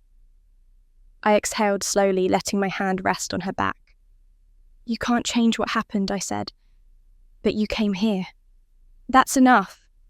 When she pulled away, her eyes were red, but there was something softer in them, a humility I'd never seen before. I led her inside. She walked slowly through the rooms, touching the smooth countertops, the restored banister, the sunlight spilling through the windows. "You made it peaceful," she said. "I had to," I replied. "Peace doesn't happen by itself." She smiled faintly. "Your father would be proud." "Would he?" I asked, not unkindly. She nodded. "He always said you'd do what we never dared."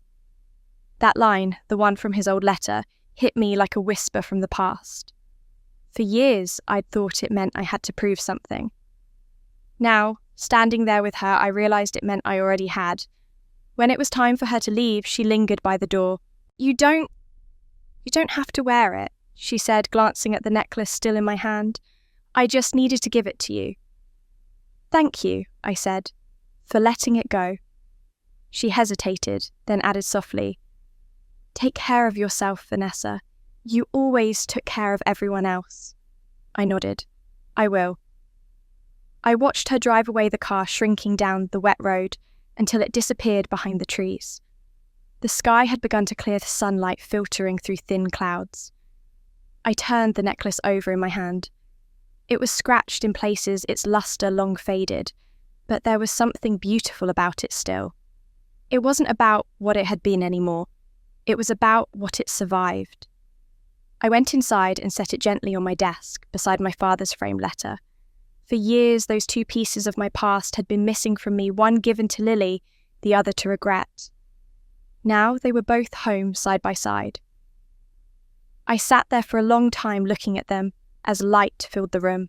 The necklace no longer shined, but it finally felt real. The necklace no longer shined, but it finally felt real.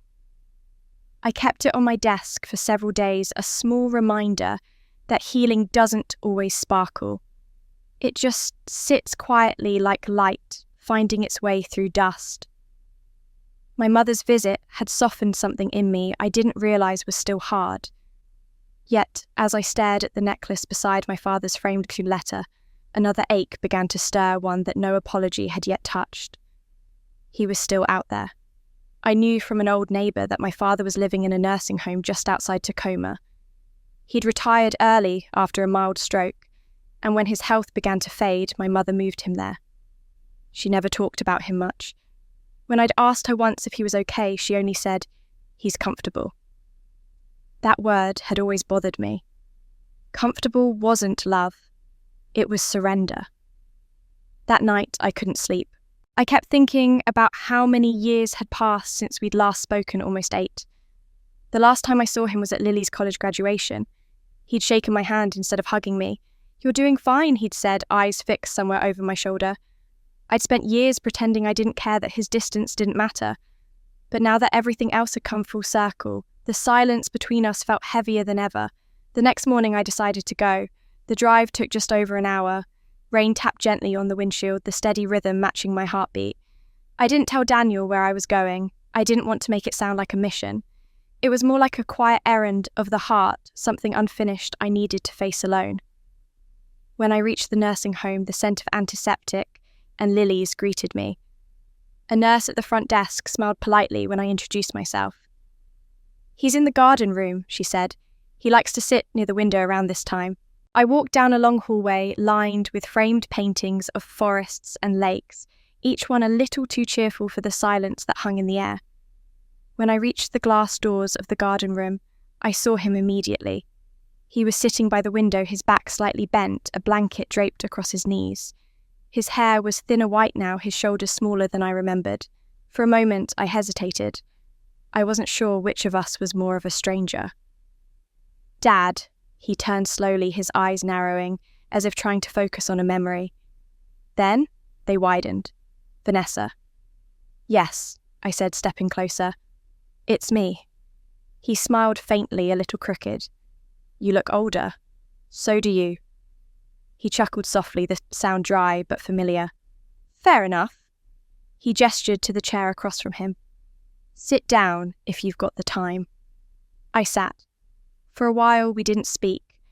The window beside us looked out onto a small courtyard where a few residents were feeding birds. The quiet between us wasn't uncomfortable, just fragile. I studied his face, the lines deeper, the skin marked by years of sun and worry. "You came all this way," he said finally. "Why now?" I took a breath. "Because I realized I'd made peace with everyone else, but not with you." He looked down at his hands. "I wasn't sure you'd ever want to see me again." "I didn't," I admitted. "For a long time I thought I didn't need to." He nodded slowly, his fingers worrying the edge of his blanket. "I made things hard for you, didn't I?" I didn't answer right away. There were so many things I could have said, so many moments I could have thrown back at him, but they all seemed unnecessary now. "You weren't there," I said finally. "Not really." His jaw tightened. "I know." We sat in silence again, the kind that hums with the weight of everything unspoken. Then, to my surprise, he spoke softly, almost to himself. "I envied your strength, you know. It reminded me of my failures." I looked at him startled. He went on. "Your mother. She could be hard, but she always had someone to blame. I didn't. I just stood there watching her take everything out on you because I couldn't face what I'd become. You were strong, always moving forward, and every time I saw that, it made me feel smaller. So I stayed quiet. I told myself you didn't need me. But the truth is, I didn't know how to be the kind of father you deserved." His voice cracked on the last word, and I felt something inside me shift. I had imagined this conversation for years, but never like this. I had pictured anger, accusations, demands for explanation, not a confession. "I never needed you perfect," I said quietly. "Just present." He looked up at me, and for the first time in my life, I saw his eyes fill with tears. He tried to speak, but couldn't, so he just nodded. That simple gesture broke something open between us. Years of resentment collapsing into something softer, sadder, but truer. The nurse came by then with a small tray. "Lunchtime," she said cheerfully. "Tomato soup today." She set 2 bowls on the table between us and left. My father chuckled weakly. "They feed us well here," he said. I smiled faintly. "You always liked tomato soup." He picked up his spoon with trembling hands. "Your mother used to make it on Sundays." "You remember I do." We ate slowly, the clinking of spoons the only sound between us. There was something deeply human in that moment. No grand speeches, no dramatic reconciliation. Just 2 people sharing soup, trying to learn the rhythm of each other's company again. When he finished, he leaned back, looking at me as if studying a reflection. "You did well for yourself," he said. "Your company, the house, everything. I saw the photos in the paper. I tried to build something honest," I said. He nodded. "You always did." For a long moment, we simply sat there watching the birds outside. I wanted to tell him about the community house, about the young artists whose lives were changing because of it. But words felt unnecessary. We didn't need to fill the silence anymore. We were both too tired for pretending. When it was time to go, I stood and reached for his hand. It felt smaller than I remembered, but warm. "Take care of yourself," I said. He squeezed my fingers gently. "You too, kiddo." As I walked back down the hallway, I felt lighter, not because everything had been fixed, but because the silence between us no longer felt empty. It had become something else, something honest. Outside, the rain had stopped, and sunlight glimmered faintly on the wet pavement. I turned once to look back through the window. My father was still sitting there, eyes closed, the faintest smile on his face. Sometimes silence is the loudest apology. The next few weeks passed quietly, almost too quietly. After visiting my father, I felt lighter, but also strangely hollow, as though I had walked out of a long, echoing tunnel and wasn't sure what to do with the open air. For so long, I had been moving towards something closure truth, the courage to finally be seen. And now that I had it, I found myself standing still, unsure of what came next. The nights were the hardest. I started working late at the office again, not out of necessity, but because I couldn't bear the thought of sitting in the stillness of our apartment, listening to the hum of the refrigerator and my own thoughts. My desk light cast a warm circle over the polished wood, the rest of the room fading into shadow. Beyond the window, the city stretched out in a glittering map of lights, each one a reminder of how alive the world was, while I sat there thinking. I opened a folder of design sketches, flipping through them, without really seeing. My company, VC Designs, had never been busier. Our projects were featured in magazines. Clients were lining up months in advance. Every success should have felt like validation. Instead, it felt like an echo, loud but empty once it faded. I knew I should feel proud. I did, in a way. But pride, I was learning, doesn't keep you warm at night. Daniel came by the office often, sometimes bringing dinner, sometimes just himself. He knew better than to fill the air with advice. That evening, I heard the familiar sound of his footsteps in the hallway before he appeared in the doorway, 2 cups of coffee in hand. "You're still here," he said softly. "I guess I am," I replied, smiling faintly. "Just one more email." He set a cup beside me and leaned against the window looking out at the city. "You've been saying one more email for 3 hours." "I'm aware," I said. We shared a quiet laugh. He sat in the chair across from me, watching me the way he always did when he was waiting for me to say something real. After a moment, he asked, "Do you regret it?" I looked up. "Regret what?" Exposing them, he said. "Your family, the dinner, the aftermath, everything." The question hung between us. It wasn't an accusation, just curiosity, concern wrapped in gentleness. I thought about it, really thought about the way my mother's voice had cracked when she said she loved me the wrong way, about my father's trembling hands as he tried to explain his silence about the weight of the house deed I'd signed to claim what they'd lost. Finally, I shook my head. No, if they hadn't seen me that night, I'd still be invisible. Daniel studied me for a long time, then nodded. That makes sense. I leaned back in my chair, looking past him at my own reflection in the glass. The woman looking back at me wasn't the same one from 3 years ago. Her posture was different, her face softer, maybe even kinder, but her eyes, those were new, clear, grounded. They belonged to someone who had stopped waiting to be chosen. Still, there was a certain loneliness in that reflection. I thought of my sister, somewhere far away, rebuilding a life without the scaffolding of our family's lies. I wondered if she hated me, or if in her quietest moments she understood why I did what I did. I thought of my parents now, both living smaller lives, their pride stripped down to something human. Maybe in time they would find their own peace too. But that wasn't my work anymore. Daniel walked around my desk and placed a hand on my shoulder. "You did what you had to," he said. "It cost you something, sure. But you're still here." I smiled. It cost me the illusion that love can fix everything. That's all. Was it worth it? I looked back out the window. The reflection of the city shimmered in my eyes, hundreds of tiny lights, flickering like promises. "Yes," I said softly, "because now I know what love really is. It's not sacrifice or silence. It's truth, even when it hurts." He squeezed my shoulder gently before leaving the room, knowing I needed the quiet. After he left, I turned off the overhead light and let the glow from the city fill the office. The glass walls reflected both me and the skyline, a strange illusion of 2 worlds overlapping, built one still healing, the other already moving on. I ran a hand through my hair, feeling a wave of fatigue wash over me, not just from work, but from years of holding myself together. I thought about the people who had once defined me, the family who had shaped me in their absence, the sister who had tested me, the parents who had both wounded and taught me. For so long, I had chased fairness, hoping that if I balanced the scales, I'd finally feel whole. But fairness wasn't the same as peace. Fairness demands proof. Peace just asks for acceptance. I remembered something my father said during our visit. "I envied your strength." I didn't envy it anymore. Strength had built walls I was only now learning to lower.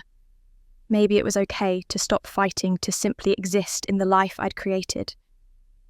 The clock on my desk ticked softly. The hum of the city was distant but steady. I closed my laptop, finished the last sip of my coffee, and stood by the window. My reflection looked back at me again, the faintest smile at the corners of her mouth. Not a smile of triumph, but of understanding. Winning hadn't brought the joy I imagined. It had brought clarity. And clarity, I realized, was quieter than happiness, but far more enduring. The office phone buzzed once, a reminder from my assistant about tomorrow's meeting, but I ignored it. Some things could wait. Tonight didn't need more doing. It needed rest. I pressed my palm against the glass, feeling the coolness of it. The city lights shimmered under my fingertips like scattered constellations. For years, I had looked at those same lights and wondered where I belonged among them. Now I knew. Not above, not below, just here. A part of it all. I turned off the light, letting the darkness settle. Behind me, the faint reflection of the city still glowed soft and steady. My reflection smiled faintly back whole at last. Peace built on truth is the only peace that lasts.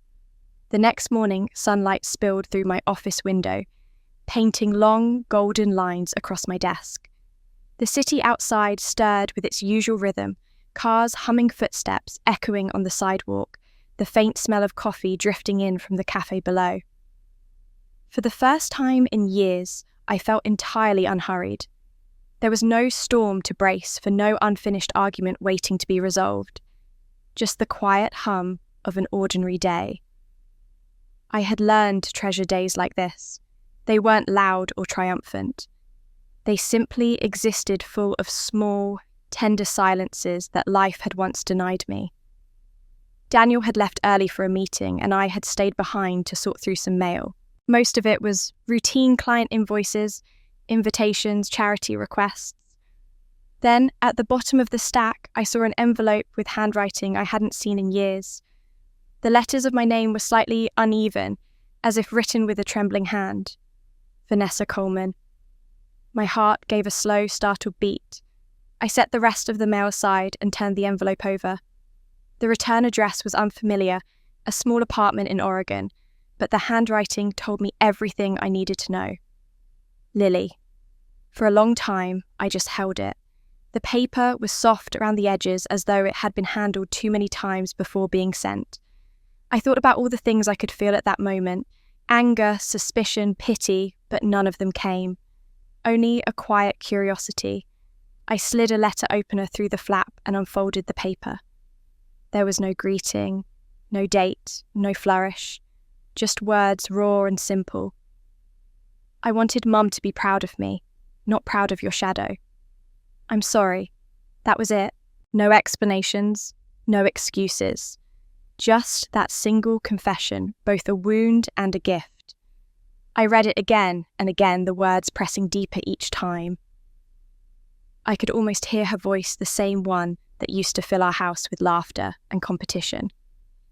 For years, I had thought her envy was pure malice, but as I traced her uneven handwriting with my thumb, I realized it had always been fear. Fear of not being enough, fear of standing next to me and being compared. I sat there in silence, the sound of the city soft and distant, and felt the weight of everything we had lost. Two sisters who had once shared a childhood full of secrets and sleepovers, and whispered promises that the world could never divide us. Somewhere along the way, it had. But this letter, brief as it was, felt like a bridge laid carefully over that divide. A tear slipped down my cheek before I even realized it. Not because I was sad, but because something inside me had unclenched. I had spent so many years defining myself against her, trying not to be what she was trying to survive what she took. And now, here she was offering me something I never expected: the truth. I folded the letter carefully and looked around my office.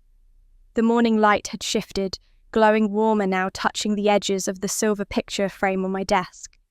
In it, Daniel and I stood in front of our house on the day we reopened it as a community space. Behind us, a group of young designers held their portfolios, their faces bright with hope. It had been the first time in years I felt truly seen, not for what I'd overcome, but for what I'd created. I took the letter and walked to the bookshelf where my father's framed note still stood. Beside it lay my mother's necklace, the silver chain dulled with age. I had kept it there intentionally, not as a reminder of pain, but as a symbol of what had been reclaimed. I hesitated for a moment, then placed Lily's letter beside it. The three pieces of my past resting together, at last one written in hope, one in regret, and one in love. I stepped back and looked at them. It felt right, somehow, that the letter was short. We didn't need pages of explanation. Sometimes one sentence carries more weight than a lifetime of words. As I stood there, the wind outside picked up, rattling softly against the windows. A few papers fluttered on my desk, the faint hum of the air vent blending with the sigh of the breeze. I closed my eyes and listened. The sound reminded me of childhood nights when Lily and I used to whisper under our blankets, inventing stories until we fell asleep. For a brief moment, I could almost hear that, again, the echo of laughter before everything became complicated. I smiled through my tears. It wasn't forgiveness, not yet. But it was something close, something that could grow into forgiveness with time. I sat back down at my desk, picking up the pen beside me, thinking I might write her back. But when I started to form the words, I stopped. There was nothing I could say that her letter hadn't already answered. Some apologies don't need replies, they just need to land. Instead, I took a deep breath, leaned back in my chair and watched the sunlight crawl across the floor. The world outside kept moving, people, walking, cars, honking, life spilling forward with its usual indifference. And yet, inside that small office, something had shifted. The past had stopped chasing me. I thought about Lily, living somewhere far away, maybe working in a small shop, maybe walking home in the same kind of golden light that filled this room. I wondered if she felt lighter too after sending the letter. I hoped she did, because I understood now that healing isn't about erasing what happened, it's about recognizing it and choosing to keep living anyway. When Daniel came home that evening, I didn't mention the letter. I didn't need to. Some things are meant to be carried quietly, like the steady heartbeat of a truth finally set free. He asked how my day was, and I just said, peaceful. Later, after he went to bed, I sat alone again, the letter still on my desk. I traced the faint indentations of Lily's handwriting, thinking of how strange it was that something so small, a single sheet of paper, a few trembling words could carry so much weight. I placed it gently back beside the necklace, the two symbols now side by side, and turned off the light. The room fell into darkness except for the faint glow of the city through the window. The wind rose again, brushing softly against the glass like a whisper that had travelled a long way to be heard. Even guilt knows how to find its way home. For a long while after Lily's letter, I let life become quiet again, not empty, just still like a lake after a storm. The past had finally stopped pulling at me, and for the first time in years, I could look at my reflection without flinching. The house had been renovated, the business was thriving, and the walls of my heart felt steady instead of brittle. Yet beneath that calm, something new began to stir. A question I hadn't asked myself in years. What now? Healing had been my focus for so long that I'd forgotten what it meant to look forward without pain attached. The freedom felt strange, almost indulgent. I'd spent years proving myself to my family, my industry, my own fears. But now, with peace finally in my hands, I found myself wanting something different. Not another victory. A legacy. One morning, while reading through applications for a junior designer position, I came across a resume from a woman named Claire. She was 51, recently divorced, and trying to restart her career after nearly 2 decades away from the workforce. Her cover letter was honest. I'm not looking for charity. I'm looking for a chance. I sat with that line for a long time. It reminded me of all the times I had wanted someone, anyone, to see potential in me when no one else would. That single sentence became the seed of an idea that would change everything. By the end of that week, I had outlined a plan for something I called the Coleman Women's Project. It would provide training, mentorship, and workspace for women re-entering the workforce after setbacks, divorce, illness, job loss, anything that made them feel invisible. It would offer not just skills, but dignity, a place to start again. When I told Daniel, he smiled. "It sounds like something you were meant to do," he said. "Maybe," I replied, "but I want it to be more than a charity. I want it to be a promise that failure doesn't have to be the end." He nodded, understanding. That was what I loved most about him. He never needed me to explain my heart twice. The next decision came easily, though it surprised even me. I knew exactly where the headquarters should be, the old Coleman family home. The place where everything had fallen apart. The place I had once sworn I'd never step foot in again, except to close the door behind me. The idea of turning that space into a haven for others felt almost poetic. Not revenge, not nostalgia, redemption, a full circle. The first time I walked through its doors again, it was different. The walls, once suffocating, seemed softer now. The light fell through the windows in golden streaks, revealing how much life had returned to the place. The smell of fresh paint lingered faintly, but underneath it I could still sense echoes of the past, familiar but no longer painful. I ran my hand along the banister, remembering my mother's voice, my father's silence, Lily's laughter. It didn't hurt anymore. It simply was. We remodeled the first floor into an open workspace with long communal tables, art supplies and design software. The upstairs bedrooms became offices and mentoring rooms. The old kitchen, once the heart of so many unspoken dinners, was now a coffee area where women gathered to share stories and advice. Every corner carried new life. When the first group of women arrived, I greeted them personally. There were 12 of them, each carrying their own kind of heaviness, uncertainty, grief, fear. But in their eyes I saw something else too, a spark of defiance, the same one that had kept me alive through my own darkness. I welcomed them with coffee and said, "This house was once a place that held me back. Now it's a place to lift you forward. Whatever you've lost, you're not starting from nothing, you're starting from experience." Some of them smiled, some cried, a few simply nodded.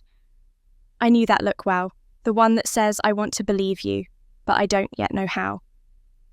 Over the next few months, the project grew faster than I expected.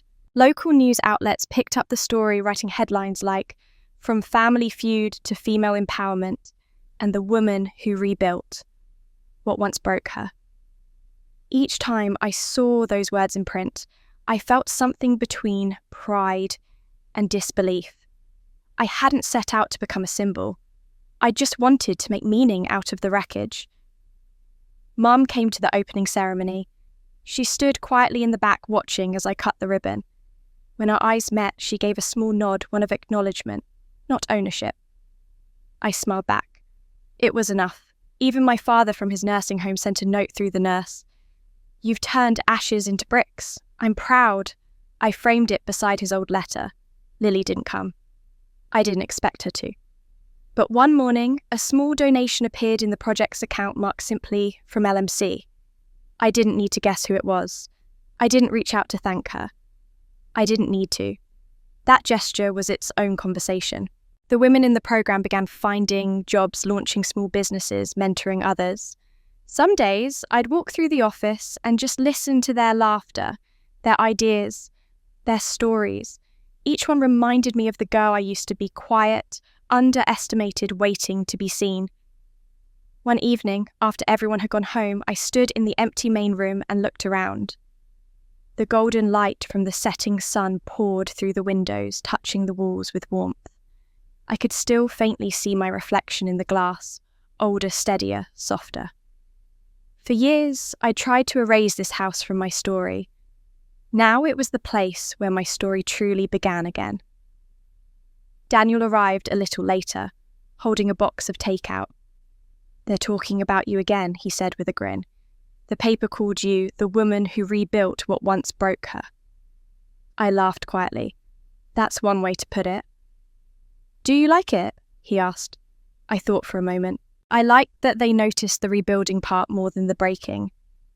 We ate dinner, sitting on the old front steps, the sound of crickets rising in the background. The air smelled like fresh grass and possibility. For the first time, the quiet didn't feel lonely.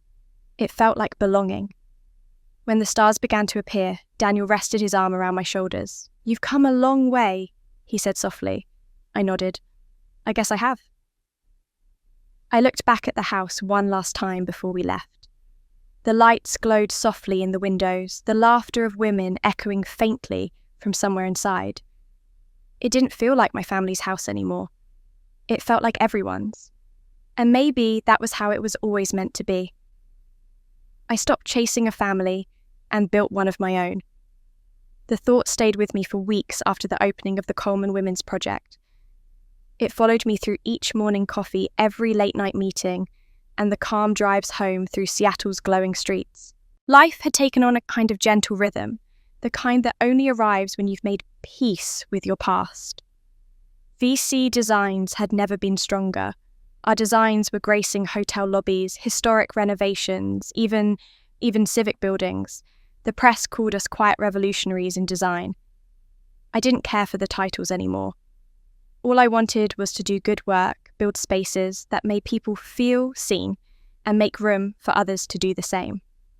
When the email arrived about the upcoming National Design Gala, I almost ignored it. Industry awards had never mattered much to me, but Daniel insisted. "It's a celebration," he said.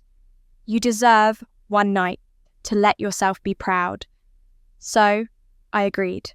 The gala was held at the downtown convention center, a glass tower glittering against the night sky. Inside, the chandeliers threw the golden light across the marble floors, and the air was filled with laughter, champagne, and the subtle hum of ambition. It was the kind of room I used to feel small in, but not anymore. Tonight, I didn't walk in searching for approval. I walked in knowing exactly who I was. Daniel stayed close, his quiet confidence grounding me as always. "You realise you're probably going to win," he whispered. I smiled. "Then I hope they spell our name right." We found our table near the front of the room. Familiar faces from the design world greeted me with warm smiles and polite admiration. The same people who once overlooked me now calling me visionary. Funny how time and persistence could rewrite a narrative. When the ceremony began, I barely listened at first. My mind drifted between memories and gratitude, every small step that had led me here.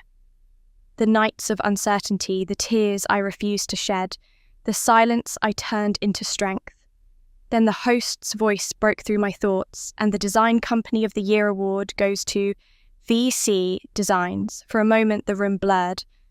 Applause erupted, cameras flashed, and Daniel squeezed my hand. I stood smiling as I made my way to the stage. The walk felt surreal, each step, a quiet echo of the road I had walked to get here. When I reached the microphone, I paused before speaking. The crowd waited. "Thank you," I said simply. "This award isn't just about design. It's about rebuilding spaces, dreams, people. I built this company with the belief that beauty and integrity could coexist, that even the broken things deserve to be restored. And I share this with everyone who believed that too." Applause again, louder now. I smiled, not out of pride, but peace. As I stepped down from the stage, the photographers swarmed, flashes popping like fireworks. That's when I saw her, Lily. She stood near the back of the room, wearing a modest black dress, her hair shorter now, her posture smaller, but steadier. A name tag on her chest read, "Lily Coleman, Assistant Horizon Interiors." It took me a moment to process it, to recognise how different she looked. There was no arrogance this time, no performative charm, just quiet composure. Our eyes met across the crowd. For a heartbeat, everything fell away, the noise, the light, the applause. There she was, the person who had once been both my shadow and my storm. She hesitated, then offered a small, nervous smile. I walked toward her slowly. "Hi," she said, her voice soft but clear. "Hi," I replied. There were 1,000 things we could have said. Apologies, explanations, maybe even laughter at how absurdly circular life can be. But none of that was needed. I looked at her, really looked, and saw not the rival who'd hurt me, but the sister who had finally found her way through her own failures. "Good job, Lil," I said quietly. Her eyes glistened. She nodded, once her lips parting as if to speak, but no words came. Instead, she simply smiled, small, grateful, almost relieved. It was enough. The photographer, sensing something significant, raised his camera. I didn't turn away. For once, I wanted that picture taken not as proof of triumph, but as evidence of peace. The flash went off, capturing us in one frame. 2 women who had started from the same home and taken very different roads to get here. 2 stories no longer at war. After a moment, Lily was called away by her supervisor. She gave me one last glance before disappearing into the crowd. I stood there breathing deeply, feeling something settle inside me for good. Daniel found me a few minutes later, holding 2 glasses of champagne. "You okay?" he asked. "I am," I said. "More than okay." We watched the room together, people laughing, music swelling, light dancing across the ceiling. It was strange how success felt different than I imagined. It wasn't loud or euphoric. It was steady, warm, like standing in sunlight after years of rain. When the night wound down, I found myself near a large window overlooking the city. The reflection in the glass showed me holding my award in one hand and my life in the other. Somewhere behind me, someone laughed, another camera flashed, but I barely noticed. All I could think about was how far I had come, not just from the pain, but from the need to prove myself to anyone else. I didn't need validation anymore. I didn't need to win over ghosts or chase approval that had never been mine to earn. My success wasn't revenge. It was renewal. And as I looked out over the glowing skyline, I realized the truest victory wasn't that I had risen above anyone. It was that I had risen beyond what once defined me. The world might remember this night as the one where I won the biggest award of my career. But for me, it was the night I stopped measuring worth in comparison and started measuring it in peace. I didn't need to stand above her, just beside my truth. The night of the gala lingered in my memory for weeks, not because of the award or the flashing cameras, but because of the stillness that followed. I had expected triumph to feel electric, but instead it felt like exhaling after holding my breath for years. Everything in my life had come full circle. VC Designs was thriving. The Coleman Women's Project was expanding, and the wounds that once defined me had softened into scars I could finally touch without pain. Daniel and I returned home from the gala past midnight. We set the glass trophy on the mantel and laughed quietly about how absurdly heavy it was. Then, we stood together for a long while looking out over the city lights. Neither of us said it aloud, but we both knew this was the kind of peace you don't win, you earn. In the weeks that followed, life settled into a gentle rhythm. I split my time between the design firm and the Women's Project, mentoring others who reminded me so much of my younger self, hopeful, terrified, determined. Watching them rebuild their lives was more rewarding than any award could ever be. It was as if I could see pieces of my own story reflected in theirs, only this time the ending was kinder. Then one morning, in late autumn, a letter arrived. It was placed on my desk, among invoices and design drafts, unmarked except for my name in delicate handwriting I recognized immediately. My mother's. My heart gave a small, quiet ache, not fear, not resentment, just the awareness that something long dormant was stirring. I sat down, turned the envelope over in my hands, and opened it carefully. The paper inside was thin, the kind that folded softly between your fingers. It began without greeting, without apology, just truth. "You were never lucky, Vanessa. You were strong, and I confused that with not needing love." I read it once, then again, the words sinking in like warm water through cold skin. There was no justification, no list of regrets, just that single sentence. But it was enough. For years I had wanted her to see me, to recognize that strength and loneliness are not the same thing, that being capable doesn't mean being unbreakable. And now, in a few lines of ink, she had said exactly that. I leaned back in my chair, holding the letter to my chest. There were no tears this time, no sharp ache of longing, just gratitude, soft, deep, and steady. Outside, the late afternoon sun spilled through the windows, washing the room in gold.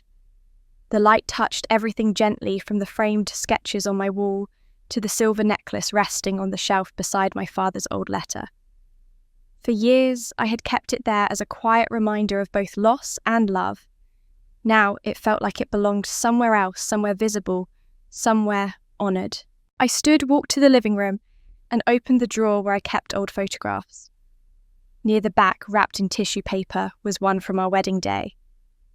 It wasn't the kind of picture that makes it to magazines. No dramatic poses, no perfect lighting. Just Daniel and me laughing, our faces pressed close, our hands still stained with cake icing. It was real. Ours. I took the photo, framed it, and hung it on the wall above the mantel. Then, without hesitation, I lifted the silver necklace from the shelf and draped it over the corner of the frame. The sunlight caught the chain, making it gleam faintly. The two things together, the necklace from my mother and the photo from my wedding, felt like the truest reflection of my life.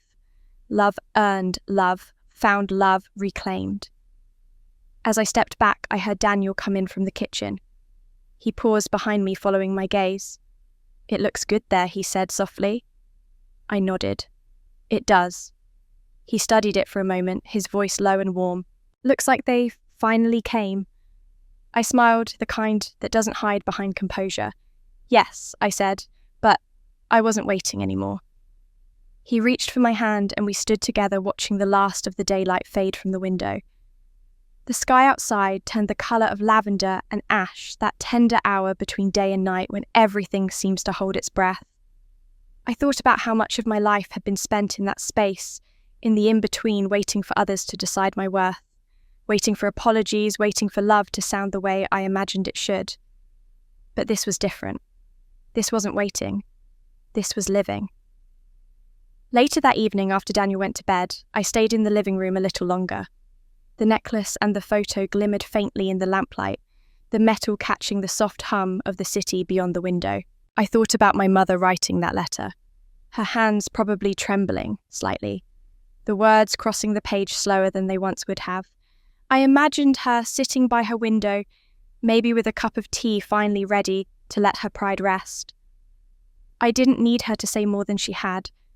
Some apologies come not as grand gestures, but as small truths whispered too late. And yet, those are often the ones that matter most. I looked around the room, at the stacks of blueprints, the framed designs, the comfortable disarray of a life built honestly, and realised that every piece of it had been shaped by those years of longing. Even the pain had purpose. Without it, I might never have learned to build from nothing, to turn silence into structure, to find peace, not in perfection, but in perseverance. I stood and turned off the lights, leaving only the faint glow of the lamp by the fireplace. The silver necklace shone softly in the dark, its reflection mingling with the photo glass until they looked almost like one image, past and present, mother and daughter, mistake and forgiveness coexisting quietly. As I walked down the hall toward our bedroom, I glanced back one last time. The necklace glimmered, still a thread of light against the shadows. It didn't make me think of what I'd lost anymore. It made me think of what I'd learned. Yes, they had finally come each in their own way, but the difference was I no longer needed them to arrive for me to feel whole. My home, my love, my peace, all of it had already found me. Yes, but I wasn't waiting anymore. That thought stayed with me long after I hung the necklace beside our wedding photo. It became a quiet mantra in my mind, a truth I carried like a steady heartbeat. For the first time, my life wasn't defined by what I'd lost or who I was proving myself to. It was defined by what I could give. The Coleman Women's Project had grown beyond anything I imagined. What started as a small mentorship program in my old family home had become a living, breathing community. Every week, women gathered in those rooms, some nervous, some hopeful, some still broken in ways they couldn't name. We taught practical skills, design, budgeting, interview preparation, but what mattered most were the conversations that happened in between. This morning, as I walked through the front door, the familiar scent of coffee and fresh paint greeted me. Laughter drifted from the main hall where the women were setting up for our weekly meeting. It was our story day where anyone who wanted to could share where they were, what they were learning, or what they feared most. These were the days I loved most. As I stepped inside, I noticed a new face among the crowd, a woman in her late 50s sitting near the back, her hands folded neatly in her lap. Her posture was polite, careful, the way people sit when they're not sure they belong. I recognized that feeling. I greeted the room and began, as I always did, with a story. When I started this project, I said I thought I was creating a space for others to heal. But I realize now I was also creating one for myself. The women smiled softly. A few nodded. I continued. Every one of us in this room has been underestimated, I said. By our families, by our workplaces, sometimes even by ourselves.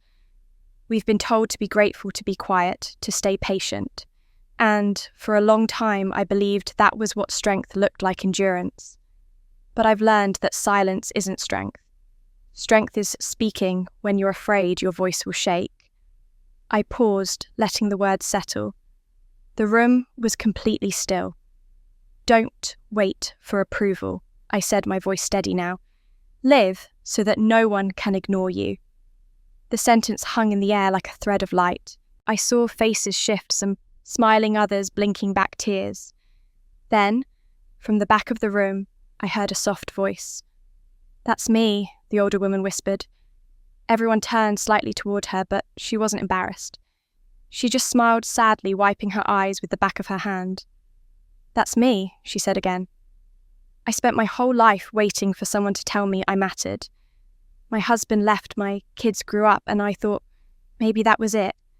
But hearing you say that, she took a shaky breath. I don't think I want to wait anymore. I felt something catch in my throat. Her words hit me harder than I expected, not because they were unfamiliar, but because I saw myself in her. The quiet years, the invisible effort, the ache of loving people who couldn't see you clearly.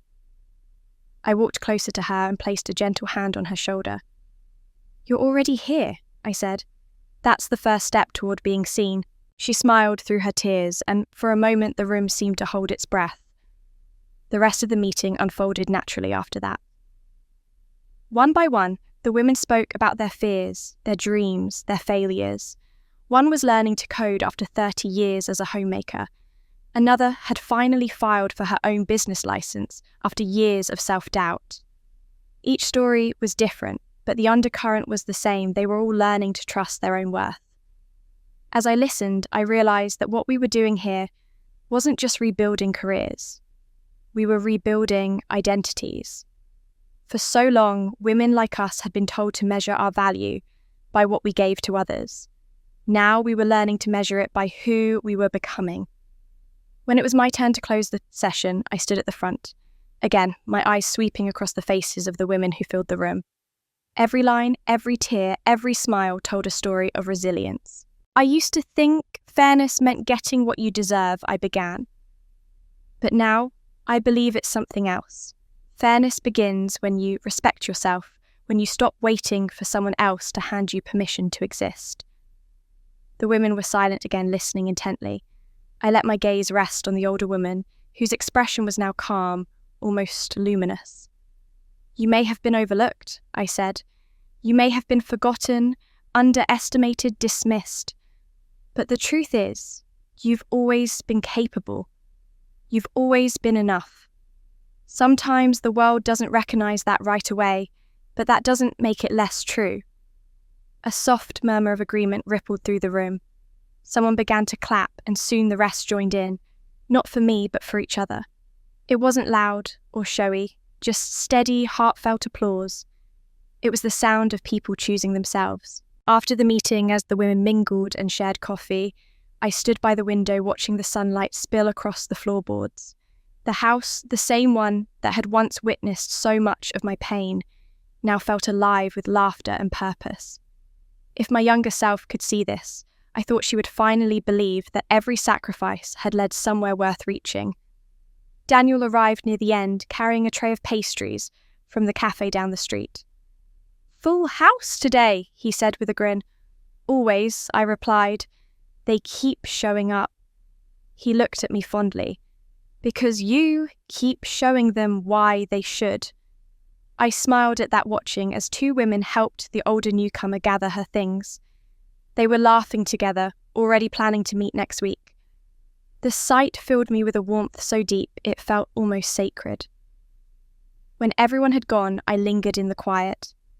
The chairs were slightly askew, the scent of coffee still in the air.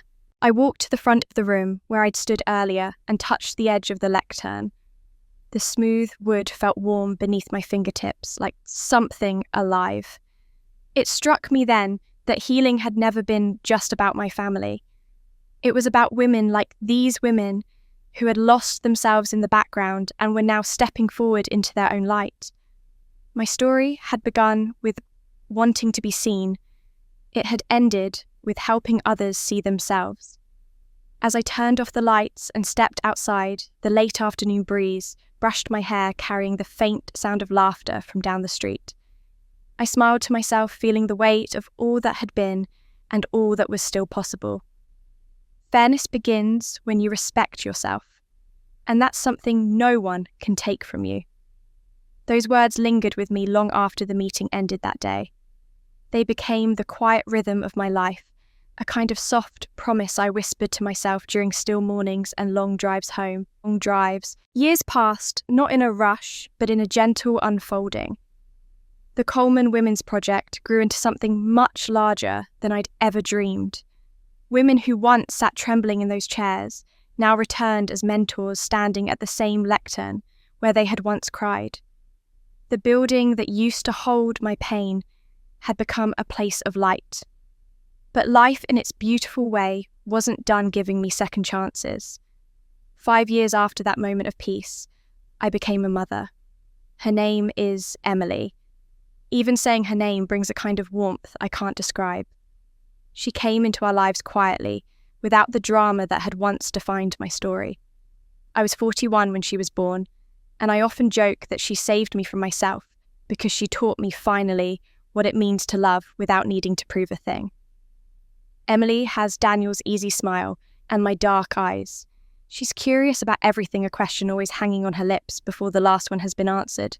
Our home now hums with the sound of her laughter and little footsteps running down the hall, the echoes of a future that feels safe and new. This morning she sat at the kitchen table drawing with her crayons while sunlight streamed across the counter. Her hair was messy from sleep sticking out in every direction, and her small tongue poked out as she concentrated on her picture. "What are you drawing?" I asked, pouring her a glass of orange juice. A heart," she said proudly. "But I made it too big, so I'm fixing it." I smiled. "You know, sometimes it's okay if the heart's too big. It just means there's more room for love." She grinned at that, swinging her legs beneath the chair. "You always say that, Mummy. I do, don't I?" She finished her drawing and held it up for me. It was uneven, the colours spilling outside the lines, but it was beautiful in the way only a child's art can be. I knelt beside her, brushing a strand of hair from her cheek. "Emily," I said softly, "you don't need to be perfect, just kind." She tilted her head, her small brow furrowing as she thought about it. "Like you?" I laughed gently. "I try to be, but mostly I just try to do my best." She looked at me with the seriousness only a 5-year-old can muster. "Was Grandma kind?" The question took me by surprise, though I should have expected it. Emily had seen pictures of my mother, older now, softer somehow. We'd reconnected quietly over the years, not as mother and daughter, trying to repair the past, but as two women who had finally made peace with it. My mother visited sometimes, bringing little gifts for Emily, hand-knit scarves, jars of homemade jam things that smelled like forgiveness. I smiled, resting my hand gently on Emily's small one. "Now she is." Emily thought about that for a moment, nodding as if she understood more than I gave her credit for. "Did she draw hearts too?" "Not when I was little," I said, "but she does now in her own way." She went back to colouring, humming quietly to herself, and I watched her, my heart full in a way that words can't quite hold. I thought about how different her childhood would be from mine, not because I would make it perfect, but because I would make it honest. She would grow up knowing that love isn't earned through sacrifice or silence. It's something you build together, one gentle choice at a time. Later that afternoon, Daniel came home early. Emily ran to him, her drawing clutched in one hand. "Daddy." "Look what I made," she said, waving the paper in front of him. He scooped her up, laughing. "That's beautiful, Em. It looks just like your mum's designs." She gasped, delighted. "I'm a designer too." "Yes, you are," he said, kissing her forehead. I watched them, the two people who had become my entire world, and felt something inside me settle deeper than peace. It was gratitude, pure and steady. After dinner, when Emily had gone to bed, Daniel and I sat on the porch, the air cool and still. The old house in the distance, the one that had started everything, was quiet now, its windows glowing softly in the twilight. I thought of the generations that had passed through those walls, my parents, my sister, me, the pain, the lessons, the growth, and now, somewhere in that same light, the future. "Do you ever think about how far we've come?" Daniel asked, his voice low. "Every day," I said. "But I also think about how far we can still go." He smiled. "Emily's lucky to have you." I shook my head. "No, I'm lucky to have her. She makes everything make sense." A few days later, I took Emily to visit my mother. She was sitting in her garden wearing a sun hat and trimming the roses. When she saw us, her face lit up in that quiet way it always did now, not dramatic, just full of a gentleness that time had finally taught her. Emily ran ahead, handing her the picture of the heart. "I made this for you, Grandma." My mother took it with trembling hands. "Oh, it's beautiful," she whispered. "It's a little messy," Emily admitted. My mother smiled. "The best hearts usually are." I stood behind them, watching as they laughed together, and for a moment it felt like the whole world had stilled.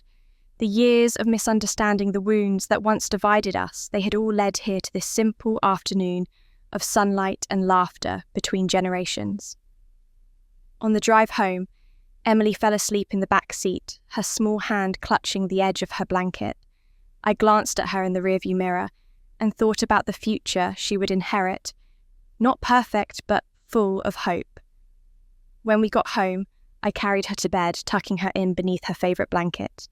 She stirred slightly, whispering, "Good night, Mummy."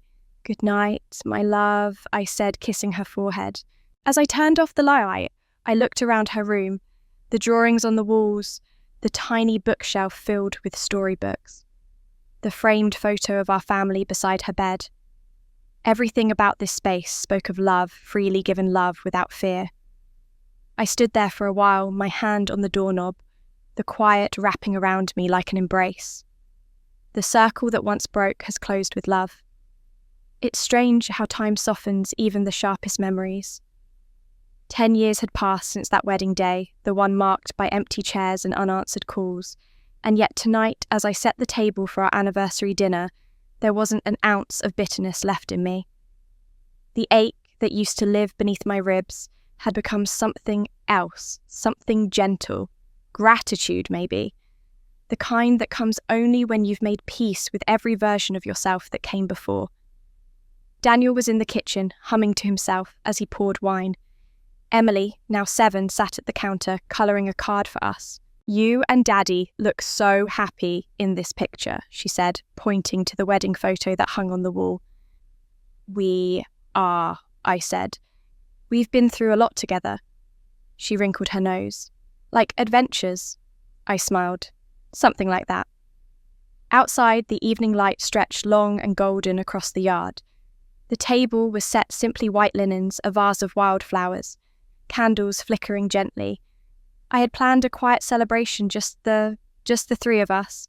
No grand gestures, no speeches, just dinner, laughter, and maybe a dance in the living room if the mood felt right. Daniel came over and kissed my forehead. "You ready as I'll ever be?" We sat down, Emily insisting on saying a few words before the meal. "Happy anniversary, Mummy and Daddy," she said proudly. "I drew you something." She handed us the card, a big, messy heart surrounded by smaller ones, each with a name inside: Mummy, Daddy, Emily, Grandma, Grandpa, Aunt Lily. Daniel chuckled softly. "Looks like our guest list grew a little." I smiled, tracing my fingers over the names. "It's perfect," I said. Just as we were about to eat, a car pulled up outside. The sound was faint at first, then the crunch of gravel grew louder. Daniel glanced at me, one eyebrow raised. "Expecting someone?" I shook my head slowly. "No." Moments later, there was a soft knock at the door. Emily jumped up to answer before I could stop her. Through the open doorway came the voices I hadn't heard together in years, familiar, hesitant but kind. Vanessa, my mother's voice, called gently. I turned, and there they were, my mother, my father, and Lily, standing on the porch with a small bouquet of flowers and a box wrapped in gold paper. For a moment, no one spoke. Time seemed to fold in on itself, bringing past and present face to face. "We didn't mean to intrude," Mum said, her voice soft but steady. "We just thought maybe it was time to show up on time, for once." I felt the breath leave me in a quiet laugh. "You're right on time," I said. She smiled, handing me the flowers.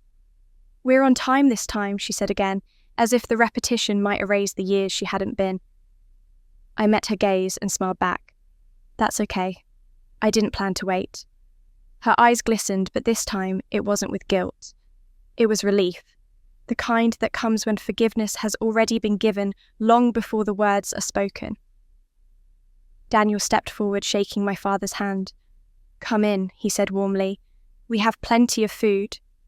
Lily hung back near the door for a moment before entering.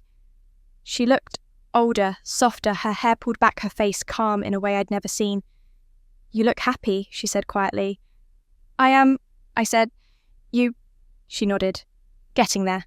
Emily ran to her, wrapping her arms around Lily's waist. "Aunt Lily, I drew you a heart." Lily laughed, crouching down to hug her back. "That's the best kind of heart," she said. Within minutes, the house filled with sounds I hadn't realised I'd missed. The murmur of conversation, the clinking of glasses, the easy laughter that comes when no one is trying too hard. My father complimented Daniel on the roast. My mother asked Emily about school. The air felt lighter than I could have imagined, as if the ghosts that once haunted this family had finally decided to rest. As I watched them, I felt a quiet sense of awe. Years ago, I had dreamed of moments like this, but always with conditions attached. If they apologised, if they changed, if they finally saw me. What I didn't understand then was that healing doesn't wait for permission. It begins the moment you stop needing the past to look different. Halfway through dinner, my mother raised her glass. "To you two," she said softly. "To 10 years and to never being late again." We all laughed, the sound genuine, unforced. Daniel turned to me, his eyes warm. "I think we should make this a tradition," he whispered. I nodded. I'd like that. After dinner, Emily insisted we all dance. She turned on music, an old jazz record I'd found at a thrift store, and soon our living room became a small, spinning world of laughter and light. My father swayed clumsily with Emily. My mother tapped her foot from the couch. Lily and I danced too hesitantly at first, then with growing ease. When the song ended, I caught my reflection in the window. For a split second, I saw the bride I used to be, the one standing alone at her wedding table, smiling through heartbreak. But she was gone now, replaced by a woman who had learned to fill her own table, to build her own peace to love without waiting. As the evening drew to a close, I walked my parents and Lily to their car. The night air was cool, the moonlight soft on the driveway. My mother hugged me tightly, whispering, "I'm proud of you, sweetheart." I smiled. "I know, Mum." When they drove away, I stood there for a moment, watching the taillights disappear down the road. Daniel came up behind me, wrapping his arms around my shoulders. "They came," he said. "They did." He kissed my hair. "How do you feel?" "Grateful," I said. "And free." Back inside, the candles had burned low. The table was messy with crumbs and laughter, and Emily's drawing still sat in the centre, surrounded by half-empty glasses and the last of the wine. It wasn't perfect, but it was real. And for me, that was everything. As I turned off the lights and glanced once more at the photo on the wall, the one of Daniel and me laughing through frosting and tears, I thought of how far we'd come. Not just as a couple, but as a family. That's the difference between the bride I was and the woman I am. It had been a few months since our anniversary dinner, and life had found a new steady rhythm. The past no longer felt like a wound. It was more like a scar that sometimes caught the light, but didn't hurt to touch. The old house, once filled with silence and ghosts, now echoed with laughter again. Every Sunday we gathered there, not out of obligation, but out of something that finally felt like choice. The idea had started with Lily. She'd called one afternoon, her voice bright and tentative. What if we started having dinner together again? Nothing fancy, just family. I could cook. I hesitated for only a moment before agreeing. Maybe because I knew that if the past had taught us anything, it was that love could start small. So here we were, on a Sunday evening in the house where so much had happened. The smell of roasted vegetables and rosemary filled the air, blending with the faint scent of old wood that had lived through generations. Lily stood at the stove humming as she stirred a pot, her movements confident and easy. My mother moved beside her, setting the table, her quiet tune filling the space between the clinking of dishes. Daniel and my father sat by the fireplace, talking about nothing in particular, weather sports, the stubbornness of tomato plants. Emily was on the rug, balancing her grandfather's cane across her knees, as if it were a magic staff. Every so often, she'd burst into laughter, and he'd laugh with her, the sound deep and unrestrained. I stood back for a moment, taking it all in. The glow from the kitchen spilled into the living room, the light golden and soft. The curtains swayed gently in the evening breeze. The old piano in the corner, once ignored for decades now, held Emily's drawings, a stack of sheet music, and a bowl of apples. The house looked lived in again, alive. Lily turned from the stove. "Dinner's ready," she called, wiping her hands on a towel. Emily raced to the table first, dragging her grandfather behind her. "Grandpa's sitting next to me," she declared. "Of course I am," he said, pretending to be winded. "You're my little partner in crime." Mum placed a dish of roasted chicken in the centre of the table, the aroma filling the air. She looked around, her eyes soft. "It smells like home again," she said quietly. We all sat down. For a moment, no one spoke. It wasn't an awkward silence, just a pause, a deep breath shared between people who had spent too many years talking over hurt instead of through it. Lily poured the wine and handed me a glass. "Family," she said. "To family," we echoed. Dinner unfolded easily after that. The conversation was light: Emily's school projects, Lily's new client, Daniel's latest design proposal. My father made jokes that no one really understood, but everyone laughed at anyway. The rhythm of it all was simple, ordinary, and somehow extraordinary because of that. As I listened, I noticed something that might have once escaped me. No one was performing. No one was pretending. The affection was real, unforced. Even the silence felt kind. At one point, Emily turned to Lily, her small face serious. "Aunt Lily, did you really burn cookies when you were little?" Lily laughed. "Who told you that?" Grandma Emily said proudly. My mother grinned. "Oh, it's true." The smoke alarm went off for 10 minutes. Lily feigned offence. They were experimental. The table erupted with laughter. My father nearly spilled his wine. Daniel covered his face with his napkin, and Emily clapped her hands, delighted by the chaos. I looked at my mother, her face lit with joy I hadn't seen in years. The deep lines around her eyes had softened, her posture no longer stiff with guilt. She caught me looking and smiled across the table, a small, knowing smile that said everything words no longer needed to. For a while, I simply watched my family eating, talking, teasing each other. The sound of forks against plates, the soft murmur of overlapping voices, it was all so beautifully normal. And in that normalcy, I found something sacred. After dinner, Lily and I washed the dishes together, the water warm against our hands. "I can't believe we're all in one room again," she said quietly. "Feels different, doesn't it?" I asked. She nodded, like we finally stopped trying to fix the past and just started living in the present. I smiled, handing her a towel. That's the best kind of fixing there is. When we were done, I stepped out onto the porch for some air. The night was cool, the stars faint above the trees. Behind me, I could still hear them, inside, Emily chattering to my mother, my father humming softly, Daniel laughing. The kind of sounds that used to ache to imagine. Now they filled me with peace. Lily joined me after a while, leaning against the railing. "Do you ever think about how strange it is?" she asked. How everything came back together after all that happened. I took a slow breath, the scent of rosemary still lingering in the air. "Not strange," I said, "just overdue." She smiled faintly, her eyes glistening. "You're a better person than I would have been." No, I said gently. Just someone who got tired of being angry. She nodded, understanding. Then she slipped back inside to help Emily put away her toys. I stayed a little longer, listening to the muffled laughter through the open window. The house glowed from within every room, lit every shadow gone.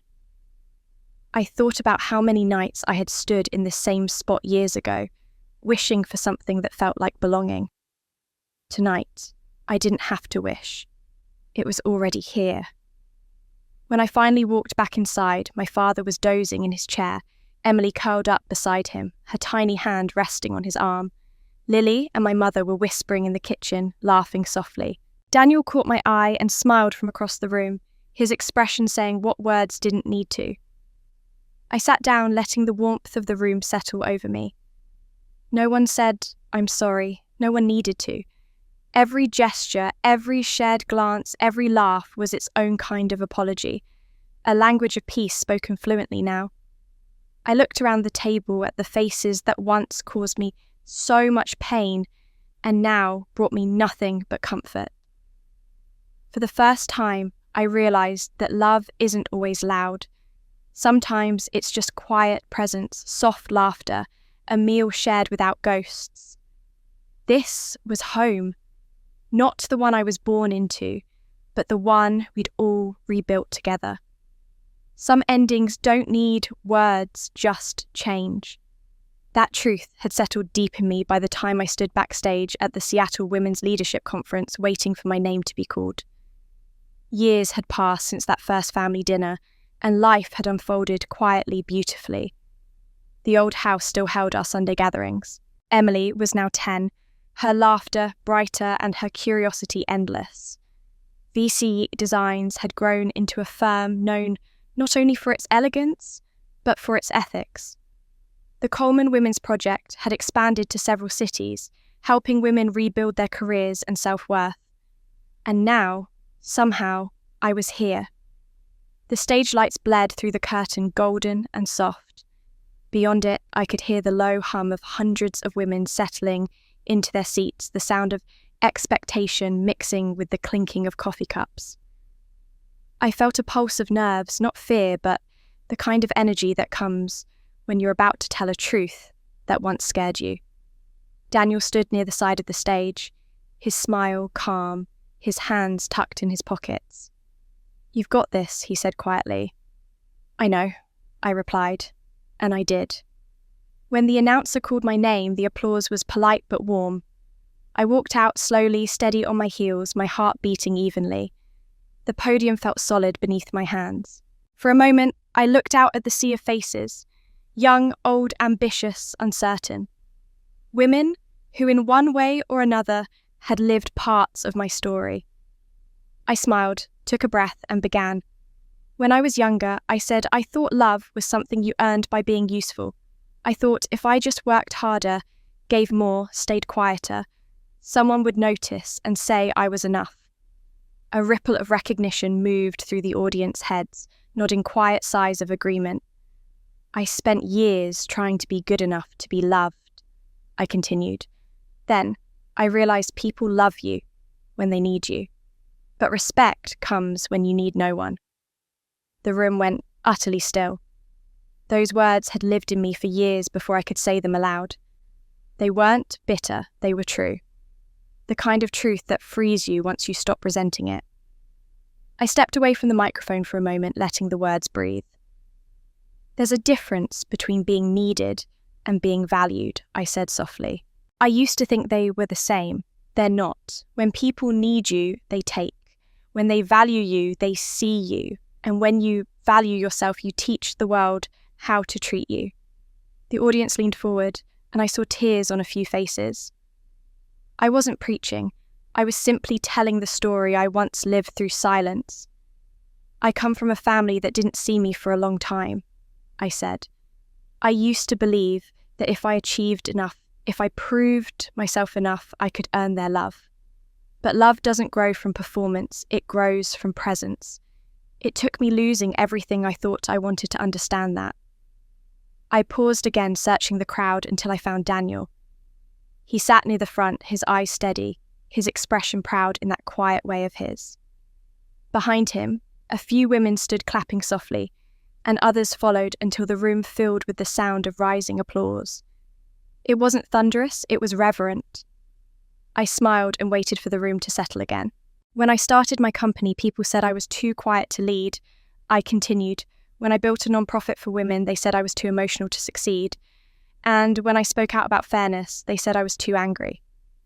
But here's what I learned: being underestimated is the best gift the world can give you.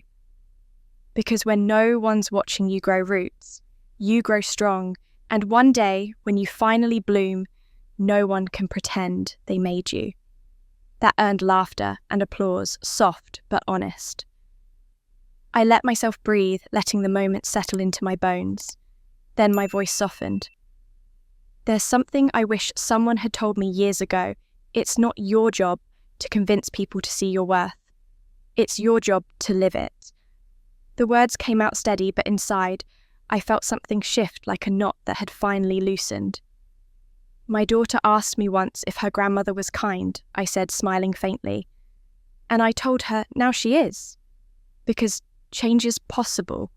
Forgiveness is possible. But neither of them happen by waiting for the world to change first.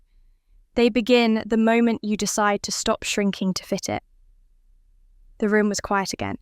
You could feel the collective exhale. I'm not here to tell you to be fearless, I said. Fear is part of being alive. I'm here to tell you to be seen, to let your truth take up space even when it shakes your voice. I used to think being loved was the goal. Now I know being seen is the gift. For a moment, no one moved.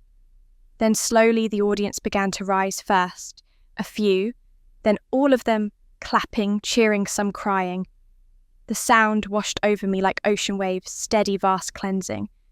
I stood there, humbled not by the applause, but by what it meant they understood. Not the pain necessarily, but the becoming. I caught Daniel's eye again. He didn't clap.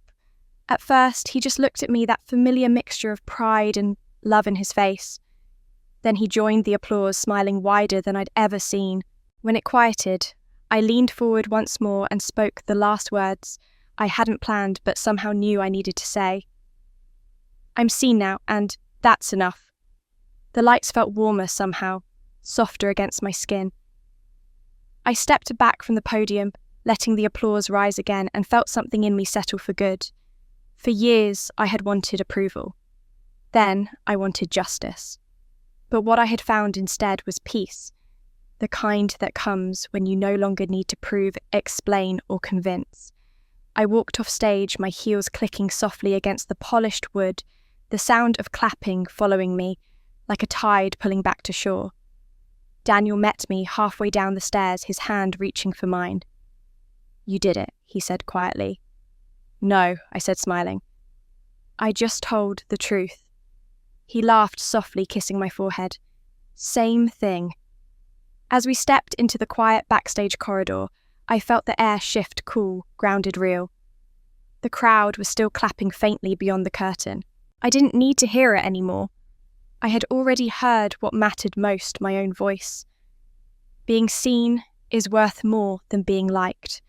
That sentence stayed with me long after the applause faded, long after the stage lights dimmed and the world went quiet again.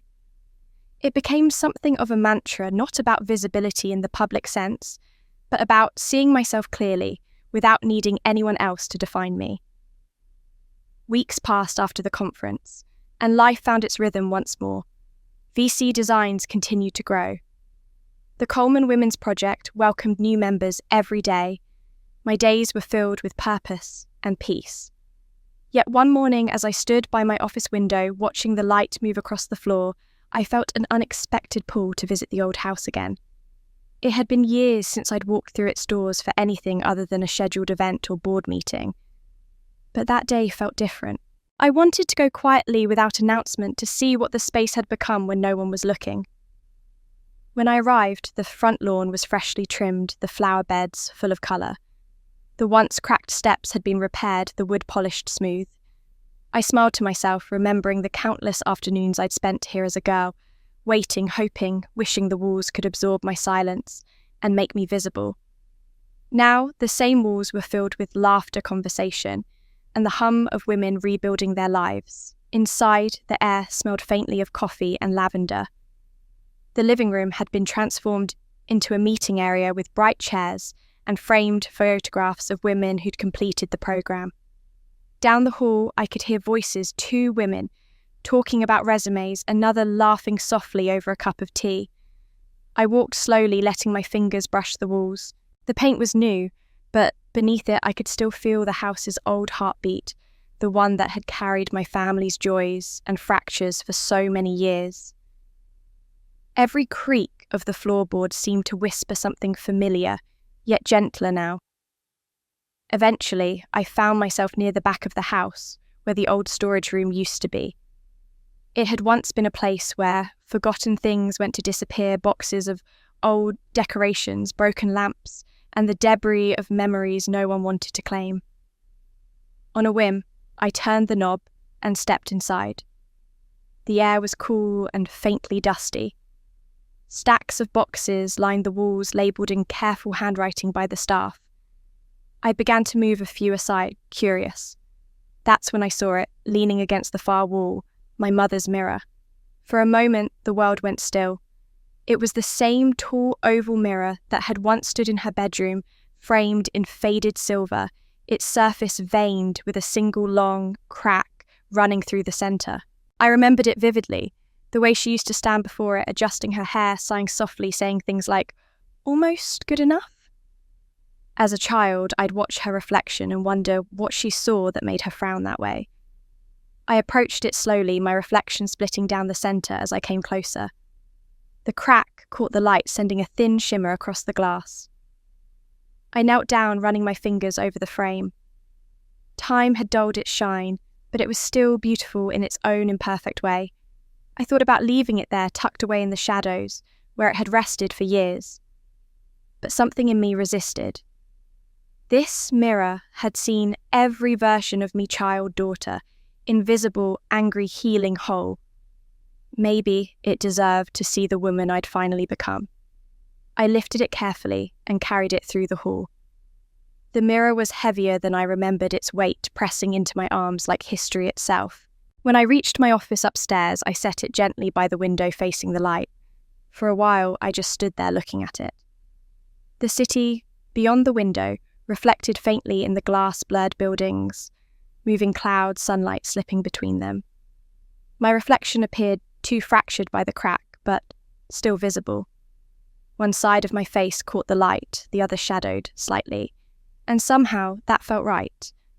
Daniel walked in a few minutes later, holding 2 cups of coffee. He paused when he saw what I was looking at. "That's new," he said, handing me a cup. "Old, actually," I replied. "It was my mother's." He studied it for a moment, then looked at me.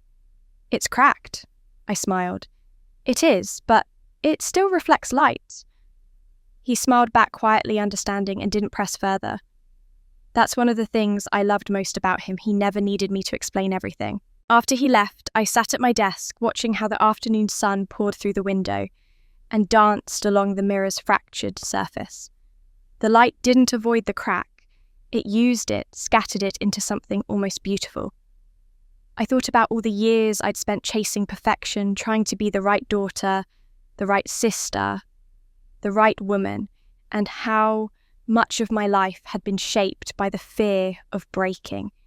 But here, in this room, surrounded by the life I'd built from every fracture, I realized something simple: I was never supposed to be unbroken. I was supposed to be real. The mirror became a quiet presence in my office after that day. Sometimes when one of the women from the centre came to talk, a young mother rebuilding after divorce, an older woman finding courage to start again, I'd see their eyes flicker toward it. I never explained where it came from, but they always seemed to understand something unspoken. One afternoon, a woman named Clara, new to the program, pointed at it and said softly, "That mirror's cracked." I nodded. "It is." She hesitated. "You don't want to replace it?" "No," I said, smiling. "I like it just the way it is." She tilted her head, thinking about that. It's kind of comforting, like even broken things can still be useful. I smiled again. Exactly. When she left, I turned back toward the window. The late-day sun had shifted the light softer now. I caught my reflection once more, older, steadier lines, at the corners of my eyes from laughter and life.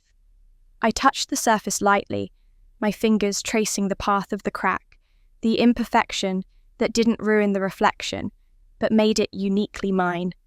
In that moment, I thought of my mother again, of all the women who had stood before mirrors, measuring themselves by the smoothness of the surface, not realizing that real beauty often lives in what's been broken and made whole again. The glass shimmered as a beam of light passed through, splitting across the room in quiet brilliance. I smiled to myself, feeling something both weightless and strong. I don't need to be flawless, just honest. That thought stayed with me long after that afternoon in my office. The sunlight still caught in the crack of my mother's mirror. It became the quiet rhythm of my days, a truth I didn't have to say out loud anymore. Honesty about who I was, what I'd survived and what I'd built had become my peace. Years have passed since then. VC Designs has new faces, now younger voices full of energy and ideas. The Women's Centre thrives, its rooms always filled with laughter and the scent of fresh coffee. Daniel and I still live in the same house, but it feels different, lighter, somehow. Not because life is perfect, but because I stopped needing it to be. It's early evening, late summer. The sun is setting low across the backyard, turning everything to gold. Emily is 12 now, curious, talkative, and kind in that easy, natural way that makes me proud every single day. She's running barefoot through the garden, chasing the last fireflies that flicker above the rosemary bushes. I hear the creak of the porch steps behind me and turn to see my mother. Her hair is silver white now, softer than I remember. She moves more slowly, but there's a steadiness in her I didn't see when I was younger. She's holding 2 glasses of lemonade. She's grown, she says quietly, watching Emily. She looks just like you did when you were her age. Maybe, I answer, smiling. But she laughs more. Mum chuckles softly, the sound full of warmth and age. We stand together for a while in silence, watching Emily skip across the yard. The evening air hums with crickets and the faint rustle of trees. I can see the cracked mirror from where we stand, propped near the window of my office, catching the fading light. After a long pause, Mum says almost to herself, "You never needed saving." She looks at me, then eyes shimmering with the kind of truth that only comes after a lifetime of reflection. But we needed you. Her words hang in the air, tender and heavy. For a moment, I feel the echo of the years that stood between us, wounds and silence, misunderstandings that once felt too deep to cross. And then I feel them fade, like smoke dissolving in sunlight. I don't speak right away. I just reach up and touch the silver necklace resting against my collarbone. It catches the same golden light as the mirror. I know, I say softly. We all needed each other. We just didn't know how to show it. She nods, and I can tell she's fighting tears. Instead of reaching for words, she reaches for my hand. Her skin feels thinner now, but her grip is sure. We stand like that, side by side, watching Emily make small crowns of clover flowers for the garden stones. "Your father would have loved this," Mom says finally. "The way you turned everything around. The way this place feels now." I smile. I think he does love it, just quietly. The back door opens and Daniel steps out carrying a tray of sandwiches. "Dinner in the garden," he calls. Emily cheers, running toward us. We settle around the small wooden table beneath the maple tree. The air smells of grass and lemonade, the sky melting into pink and lavender. Mum tells Emily an old story about the time I tried to paint the kitchen walls as a teenager and turned the floor mint green. Emily laughs so hard she nearly drops her sandwich, and Mum joins her, the sound of their laughter blending into something I once thought I'd never hear 3 generations laughing together without history weighing on us. At one point, Emily looks up at me and says, "Mom, can I help you water the herbs later?" Of course, I say, brushing a leaf from her hair. She nods seriously, then turns back to my mother. Grandma, were you always this funny? Mum smiles a little surprised. Maybe not always, but I'm learning. We all laugh again, and it feels light, easy, whole. The last of the sunlight slips across the yard, catching the edge of the cracked mirror inside the house. For a moment, it flashes bright, a shimmer of fractured light spilling across the porch. I look at it and smile. Once that mirror had shown me everything that was broken. Now it reminds me how light can find its way through anything. Emily leans her head on my shoulder as the sky deepens into dusk. I wrap an arm around her and glance at my mother, who's looking out over the garden with quiet contentment. For the first time in my life, I feel a complete stillness, a sense that the story has finally circled back to where it was always meant to end, not with an apology or a victory, but with peace. As the crickets grow louder and the air cools, I think about that wedding day years ago, the empty table, the ache of absence, the way I'd smiled through tears for the camera, and I realize something simple, something whole. They didn't come to my wedding, but they came when my heart was finally ready to open the door. I look at the mirror one more time before the light fades completely. The crack is there clear as ever, cutting through the reflection, but it doesn't ruin it. It never did. It only reminds me that beauty, like love, doesn't need to be perfect to be real. Later, when the stars are out and the house is quiet, I sit by the window with my journal and write the words that have been waiting for me all these years. I used to think fairness meant making them see they were wrong. Now I know fairness is knowing I was right to respect myself and living on even if no one ever says sorry. And that's how it ended, not with revenge but with peace, the kind that only comes when you finally stop asking others to see your worth and start living it yourself. Vanessa's story isn't just about family. It's about the quiet courage it takes to stand up after being forgotten to build a life where love isn't begged for, but shared freely. If this story touched something in you, if you've ever felt unseen, unappreciated, or underestimated, then I'd love to hear your thoughts. Have you ever had to step away from people you loved to finally be respected? What did that moment teach you about yourself? Share your story in the comments. You never know who might need to hear it today. And if you want more stories like this, tales of strength, redemption, and second chances, don't forget to subscribe and turn on notifications so you never miss one. Every week, we bring real, heartfelt stories that remind us what it means to be human, to forgive, and to start over. Your voice, your reflections, your experiences make this community what it is. So stay with us, share your thoughts below, and let's keep telling stories that heal one chapter at a time.